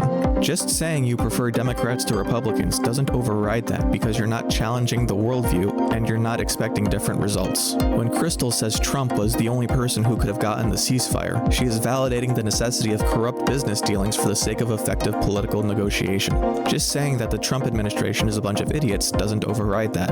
It says that the Trump administration are a bunch of idiots, but they can get stuff done. And so the Democrats must be even stupider than that. And none of that is based on what's actually happening. The Democrats are in the minority, meaning they don't have the power necessary to curtail this administration the way Kyle seems to want. We want the numbers, Mason. That's all we've ever wanted. And Trump only seems effective because he's stepping in at the last minute to oversee what other people had been working on for over a year at that point. If I were impolite, I would ask if they lack object permanence. Instead, I'm going to talk about something that they'll probably find even more condescending. There's probably a political theorist or philosopher who came up with this already, but I couldn't find anything that approximated it. So if you happen to know, feel free to put it in a comment. It's an idea that I call train theory, not to be confused with the trolley problem. Train theory is the idea that a system's complexity can be underestimated relative to the simplicity of its task and the means by which we engage with it. So a train is the simplest mode of transportation to understand. It goes back and forth on a track. You as a passenger on the train only have a few points of interaction with it. Buying a ticket, getting on, punching the ticket, getting off. This is by design. This is interesting. Is there a word for this? Is there a theory for this? Hold on. Let's cheatsy doodle on this one. Interface bias. This phenomenon where the interface to a complex system simplifies perception is sometimes called interface bias or system opacity. Cognitive theories, the illusion of explanatory depth. James C. Scott wrote a book called Seeing Like a State. He shows that both states and citizens simplify complexity through what he calls legibility. There seems like there's a few different sociological or political theories that might apply here. Every additional layer, there's another chance of getting confused, lost, or overburdened. But because of this, you miss out every component of the station, the ticket process, the scheduling, the navigation across tracks to arrive at the destination, are all distinct, intricate systems of their own. It's all just a scenic view out of the window or a playlist to pass the time. It's the same way we view politicians. We don't actually get a lot of them beyond what they present to us. And I think you're touching on something really important here, and I'm glad you're talking about it, because it reminds me of something that's it's called the Green Lantern theory of politics. I think there's a lot of overlap here. No, but I think like this is a very human tendency that people have, and you can't really escape it. Everybody does it to one extent or another. The mind will find a way to simplify things in order to foster a sense of understanding, because I think all human beings, we seek to understand things. Human beings, I think, are like principally defined by curiosity. The way that we evolved, our greatest strength was our curiosity. And I think when we don't understand things, it creates an unpleasant experience internally. So we either sort of tune those things out, like, ugh, I don't want to talk about that. I don't want to talk about politics. I think there's a lot of people that do that, you know, because if you're just getting into politics and if you're just getting into like his history, it's really overwhelming because it's like, where do you start? Like, you know, you could say, if I were to ask you guys, like, okay, somebody comes up to you and says, I want to learn about politics, where should I start? Where would you even begin? It's like, well, about 250 years ago, you know, you could say, well, maybe you'd start in like the 60s and the 70s. That was like a really pivotal juncture in American history. There's a lot to unpack in those 2 decades. You could say, you know, start with like a particular book or something. It's really overwhelming. And so I think for people when they get older, I mean, that was my experience and I'm just projecting it on everybody else. But I just remember when I first got interested in politics, I was kind of confronted with that dilemma. Yeah, some people are going to say, go back to Greece, you know, the birthplace of democracy. Well, you got to go back about, you know, 3,000 years ago? Solon, this guy named Solon invented democracy. I just remember when I first started getting into it, I was like, I don't know where to begin. I was just like, and so then I picked up A People's History of the United States. And I felt like that was like a good starting off point. And it turns out there's some problems with some of the statistics that are used in that book. But you know, that was like to me a pretty comprehensive. And I remember I bought the audio book too. And I was like, I need to learn this stuff. I need to really sear it into my mind.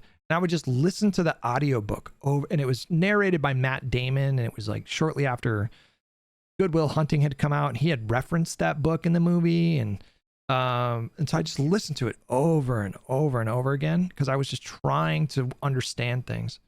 But it's a really human impulse to try to simplify things, and unfortunately, it happens so much in politics, and the problem is compounded exponentially on social media, where you only have so much space on the timeline to digest something or try to present a compelling argument.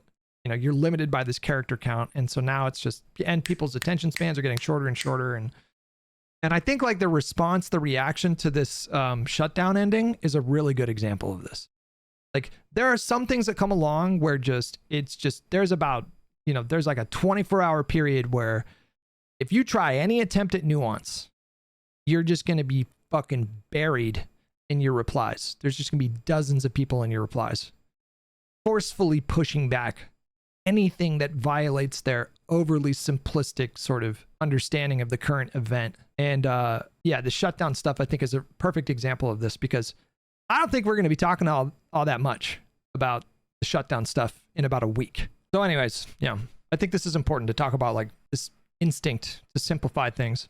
That's by design. Our touch points are orchestrated to provide minimal confusion. But tonight I say we must move forward, not backward, upward, not forward, and always twirling, twirling, twirling towards freedom. The result is that this simplified presentation becomes reality to the people looking at it. Television is reality, and reality is less than television. And when that's the reality you understand upon entering a career communicating the news, that becomes the lens you see it through. Plate bigger, food tinier, chef. Yes, chef. It should look like 2 grains of rice served on a door. That's why the message we hear on repeat is do something. It is the most vague, overly simplified conception of what our politicians should be doing. We don't know what it is, we don't know how it'll be accomplished, but it must be there because it's their job to understand the system for us. Like the Democratic voter base right now is like, okay, so the American voters, I hate political analogies, and I'm sorry, but I said that I'm going to swear off political analogies, but I'm going to cheat this one time, okay? I'm going to create an analogy here. American voters are voting on a boxing match. And they can vote to and there's 2 people that are going to be boxing each other, and they can vote to like remove limbs from one of the boxers or the other boxer. And so the American voters, they voted to just remove the arms of the Democratic Party. That's what they did. They just took them out of power. Just like, you don't get any more power. And so now you have an armless, boxer, and they're in a boxing match with the Republican Party right now. And then the Democratic voter base, the super online voter base, they're like, get in there and fight. Why aren't you fighting? It's like, well, I don't have any fucking arms. I'm pretty limited in what I can do. That's where I was going with that. Perhaps there was a simpler, more elegant analogy, but just do something. It's like, there's not really a lot I can do. Like if Donald Trump wants to send ICE into my state, what do you want me to do? You want me to like post the National Guard up at each airport and port of entry and, just like physically block them? Like, what do you want, right? It's like the way some people will tell you both parties are the same, some people will tell you, actually, it's easy. It's not. If you can look at the class of wealthy, out-of-touch oligarchs buying influence and go, wow, that guy's an idiot. You can look at politicians and equally go, wow, this guy's got bad ideas. Because that's what it comes down to. Politicians will put in their performance to persuade their constituents, but there is still a person behind it with beliefs and convictions and principles and bias. They aren't blank slates. Joe Manchin doesn't just believe what coal barons tell him. He does have thoughts of his own, and his job is to balance his own ideas against what his constituents want. The NRA donates a ton of money to politicians because they like guns, which is why they're elected by constituents who like guns. The NRA doesn't approach a politician after they've already been elected and sweep them into their portfolio with bribes. Similarly, AIPAC doesn't need to bribe people to like Israel. If your constituents already like Israel, to represent them, you are going to be someone who either already likes Israel or will vote to support Israel because of that constituency. Talking about AIPAC like it's the... It isn't to say that private lobbies don't have an outsized influence on politics that I think most Americans agree is, what's the word? Inappropriate, corrupt. We might say corrupt. There is some truth to that, but what Conduit is saying here is accurate. You don't need to actually pay a lot of people just really fucking support Israel. They think Israel is a crucially important democracy, like a flourishing democracy in a region of the world where democracy is not very just flourishing in general. And they're this, so a lot of people just really fucking love Israel, and the lobbies are going to specifically try to work with those politicians and try to empower them as best as they can. But I think like a lot of the populist brain rot that happens is you end up oversimplifying the whole thing, and then in your mind you turn it to like into the Zog stuff that Anna Kasparian does, which is just like Israel has this sophisticated, money operation in the United States, and they've literally just bribed all of the politicians to do whatever they want. This powerful, shadowy cabal that owns Congress simultaneously plays into the conspiracy theory of Jews running the government and AIPAC's own desire to seem like a powerful lobby. That's why they put money into Jamal Bowman and Cori Bush's opponents after it was already clear that they were going to get blown out of the water. When you criticize AIPAC this way, you're giving them exactly what they paid for. But it's easy to talk about politicians like they're bought and paid for because we see the way corruption has influenced politicians in the past, and it's easier to call representatives bad for taking money than it is to call the actual people they represent bad for what they believe. And that's what it all comes down to. The Democrats are doing what their constituents want. The loudest voice in a protest is nothing compared to the silent but consistent voter. We only understand what we see, and what most of us, especially people watching a video like this, see is a social media feed of outrage. What Kyle is delivering is literally his social media feed of outrage. The reason why that stuff is out there is because it's happening and people are interested in it and they want it to stop. People don't like seeing babies getting blown up in their face on a daily basis. That's why it's out there. You know what? I'm sorry, I keep pausing, but like, this is the thing about the new sort of media, the new alternative media that just drives me insane. It's the thing that kind of turns me into a contrarian sometimes. I really try my best to just approach each individual kind of analysis as objectively as I can. I have a bias like everybody else, and so that's impossible to escape entirely. I'm not above that, but so much political analysis that I see is just, from my point of view, from my perspective, it's just repeating what you heard on social media. So you open your feed, and especially if you're a creator and you build a network with a bunch of other creators, and then you all follow each other on Twitter, it turns into this thing where you log in and you want to just like everyone's saying the same thing, and so there's this impulse that you have. It's like, well, I got to say the thing, And I've participated in that before too. Like I've had some knee-jerk reactions based on what was popping up on my feed, and then within a few days of, oftentimes like something will happen in the news, and then it forces you to learn more about something. Like, how many of us knew what USAID was all about before Donald Trump gutted it and shuttered it? I didn't really know much about it, but I learned a lot because that came up. And so it'll happen. It'll be this thing where I'll give like a knee-jerk response, and then I look into the thing because I'm trying to, be informed myself, and then my opinion kind of changes a bit. I really try not to do that these days. I really do try to just like not just give that knee-jerk reaction. And I think it drives like 90% of politics. It's just like this echo chamber shit. And then there's this like, it's how you end up with a situation where, like a dozen prominent creators are insisting that Hassan didn't shock his dog. Like that's like the same thing. Comes from the same place. And so you end up like taking these ridiculous positions because you see everybody else on your feed taking these fucking ridiculous positions. Here's a controversial example of this is the Rittenhouse stuff, or the what was something more recent? What's the guy's name who accidentally choked that guy out on the train? That guy, the narrative that spread immediately with that event was that it was this racially motivated like murder, and people just stuck with that despite the details of the case that emerged when it came out. There were black people on that, was it a train or a bus? I think it was a train, that were helping this Daniel Penny guy try to restrain this guy. And it was an awful thing that happened. Nobody would doubt that. It was an awful thing. Like nobody would celebrate somebody, perishing in that way. But there were so many other details of the story that once they became public, it was like there was no good reason to believe this had anything to do with like a racially motivated attack.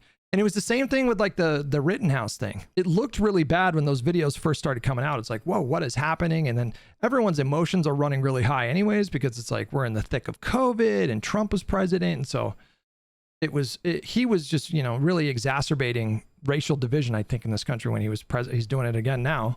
And then you get more info from that trial, and it's like, I just remember seeing some of the clips that came out of that trial, and it was like, oh my God. Like the prosecutor was like, didn't you play Call of Duty? Didn't you play Call of Duty where you shoot people with an M16? You guys remember that moment in the trial, in the Rittenhouse trial? And I saw that clip. I was like, what the fuck? Did the prosecutor really just press him on playing Call of Duty? Like, that was insane. Swanee Bird with $5. Training our brains to avoid knee-jerk reactions is difficult, but the country would be so much better of a place if everybody did. I'm still not great at it, to be honest. I can be impulsive and very reactive. Difficult. It's a difficult thing to resist, but like, especially if you're a creator and you have a network with like other creators, you know, there's like a pressure that you feel to like join the chorus of voices that are speaking on an issue. And I've had enough times where I did that and then come to find out that I was too impulsive and I wasn't waiting for enough I've had that experience happen too many times now where I'm just a little bit more careful about doing that now. And I just feel like it's so common in political discourse, and it's just annihilating nuance. Just fucking annihilating it. That was Vidani with $2. It's called Shibboleth. I don't know what that means. Some of it is justifiable, but even if it paints an accurate picture of what Trump is doing, it won't give you an accurate picture of what people actually want. The type of person who would operate the way you want is inherently incapable of effective governance, specifically because of their willingness to bypass long-standing precedent built on centuries of... Shibboleth is a custom, principle, or belief distinguishing a particular class or group of people, especially a long-standing one, regarded as outmoded or no longer important. This is a Hebrew word? Wait, what were you saying is shibboleth? Of trial and error with how states have been run. That's a contradiction. It's solid yet juicy, like a liquid. It's move fast and break things, except it's the FDA and CDC. Ironically, the world Kyle and Krystal want isn't one where the Democrats actually put in the work to get their preferred agenda passed. It's one where they don't. I will not be made the enemy here. You know why we can't do that. Because it'd be great! This is not about you! It's why Kyle can produce an entire show out of his Twitter feed, and Krystal can host a show about finding common ground with conservative thinking, where the point of agreement more often than not lands on applying this flowchart. Kyle is edgy the same way a prop knife is edgy. It seems dangerous until you look closer and realize it isn't actually cutting. Cathartic, but still a performance, which is ultimately undercut by the veracity of the rest of his coverage. Shit. He never steps outside the bounds of what his audience could potentially disagree with, creating the exact kind of bias in his reporting he claims not to have due to a lack of sponsors. But without sponsors, he is even more dependent on retaining his audience. He's like a dog barking from behind the safety of a fence. What are you doing? Ooh, that was cold. That line was hard. Damn. Triumphantly brave! It's not triumphant or brave. You're not risking anything. And I think Krystal just hates Democrats more than Republicans. She puts as much time and effort, if not more, into deriding Gavin Newsom, who has put in the work to fight back against this administration's redistricting schemes and ICE raids, as she does the ICE raids themselves. Part of the problem for these, like, you know, slimy career politicians is... Talking about the Israel-Hamas ceasefire was as much a vehicle to breathe a sigh of relief for the people in Gaza as it was a chance to gloat that Biden was less effective than Trump. I don't think Joe Biden could have done it. I don't think Kamala Harris could have done it. I don't love... Well, they could have. Well, they could have done a lot of things. It was not hard to achieve. And again, she does not step outside the bounds of her audience's expectations of her reporting.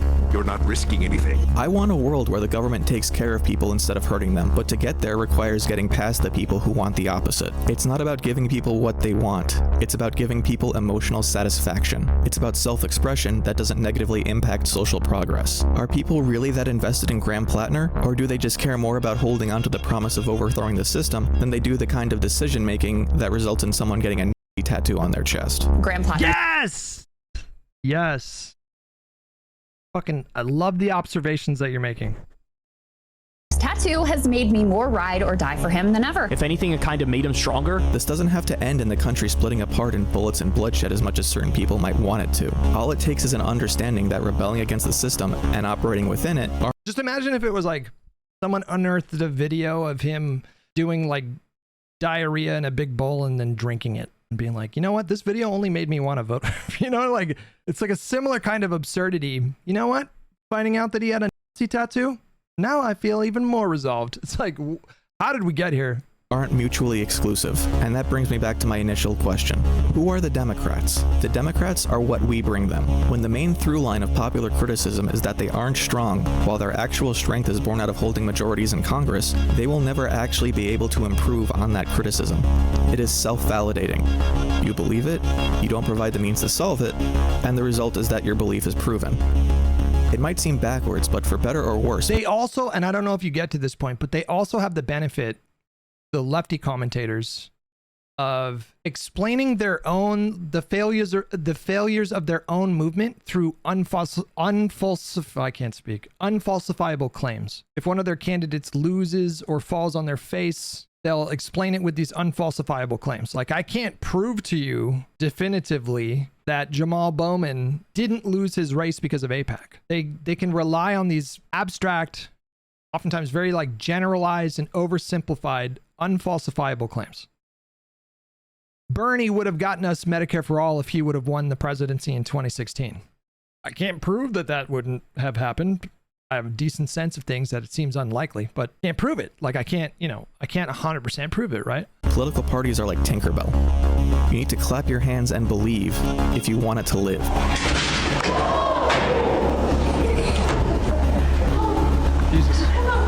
Being voted out of office isn't just a risk that needs to be calculated for that individual representative. It's a risk that needs to be calculated for the maintenance of the overall party. Because with each lost member, the ones remaining gain more influence, but lose the ability to actually wield it towards a niche constituency's ends. It actually requires more people in Congress such that the party can shed the most conservative votes first, if it means they'll pick up the more progressive votes after. When they can take risk and act more on their beliefs without worry that their constituents will abandon them, you can get more of what you want. Joe Manchin wielded the power of being the last vote the Democrats needed in order to get their agenda passed. That power wasn't given to him by the donor class. It was given by the electorate that only sent 50 senators willing to caucus with the Democrats to the Senate. With every additional Democrat elected that is less conservative than him, the less influence someone like Manchin can wield because the party stands to gain more from pulling away from him. It's why so many were in love with Zoran Mamdani and then immediately began turning on him once he began moderating after the primary. It is a politics of vibes. Memes, the DNA of the soul. The process only seems that simple because messaging is the main touch point you have for how the political process works. The most important thing is what the politician is saying, because you miss all of the highly scrutinized engineering that went into hiding the rest of it in plain sight. The powerful members of the Congressional Black Caucus, including Representatives Jim Clyburn, Hakeem Jeffries, Gregory Meeks, and Maxine Waters, have all backed Eliot Engel. Isn't it funny how black voters should be central and determinative as long as they are acting in concert with the whims and desires of the establishment? The Democrats are the party of civil rights because hundreds of thousands of people, motivated to vote, brought civil rights to the Democrats. I don't know if I can articulate why, but that felt very problematic. Democrats didn't present civil rights like a worm on a hook waiting for a bite. Those are hooks. Mr. Krabs says they're really dangerous. How could they be dangerous? They're covered with free cheese. It is a function of the system that if they had tried to pass civil rights without the groundswell of support, that it would have been defeated. It's why FDR, with all his majorities, still interned Japanese American citizens and only gave the benefits of the New Deal to white people. It's why Nixon was simultaneously able to found the EPA and sow the seeds for the war on drugs. People wanted clean water, and they hated the hippies. That is what people gave him, so that is what they worked on. You can still cast moral judgment on them for it, but to do so is to cast judgment on the electorate as well. And to be clear, I do cast judgment. I cast fist! Part of the problem we are now dealing with in trying to stop Trump is the unwillingness of some people to look at the party as it could be with their participation, instead of what it will be without. That's me, bro. I'm that guy that's like, sometimes the voters fucking suck, man. I don't know what to. I'm that guy that's like, fucking voters, man. Fuck the voters.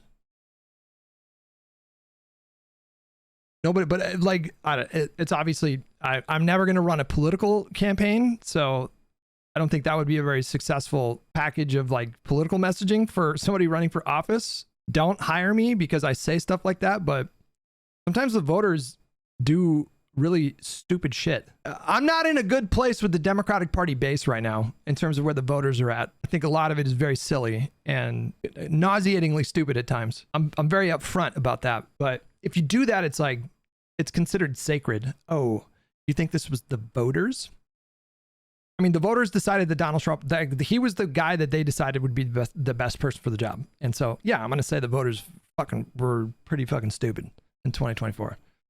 They made it, well, if they weren't stupid, they did a stupid thing. You know, if I'm not going to personalize it. But. Without them, that you are signing on to the way things are now instead of what you want them to become. Voting for Harris wasn't voting for genocide.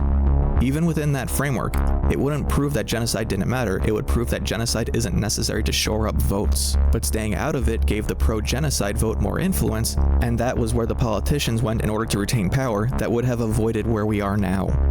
But I'm just repeating what I've already said at this point. It's important that people actually understand the complexity of our system of government beneath the simplicity of Trump. Otherwise, we wind up in situations where people will demand simple solutions and get angry when they are ignored. If we want to make things better, we don't need a national divorce. We need a second Reconstruction.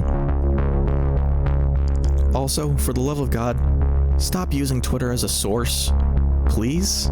Yeah, not great, man. Not great. The only part I liked was him going after Trump, but the rest of it struck me as him being correct that he seems very out of touch. Good job, buddy. Another banger. Was good.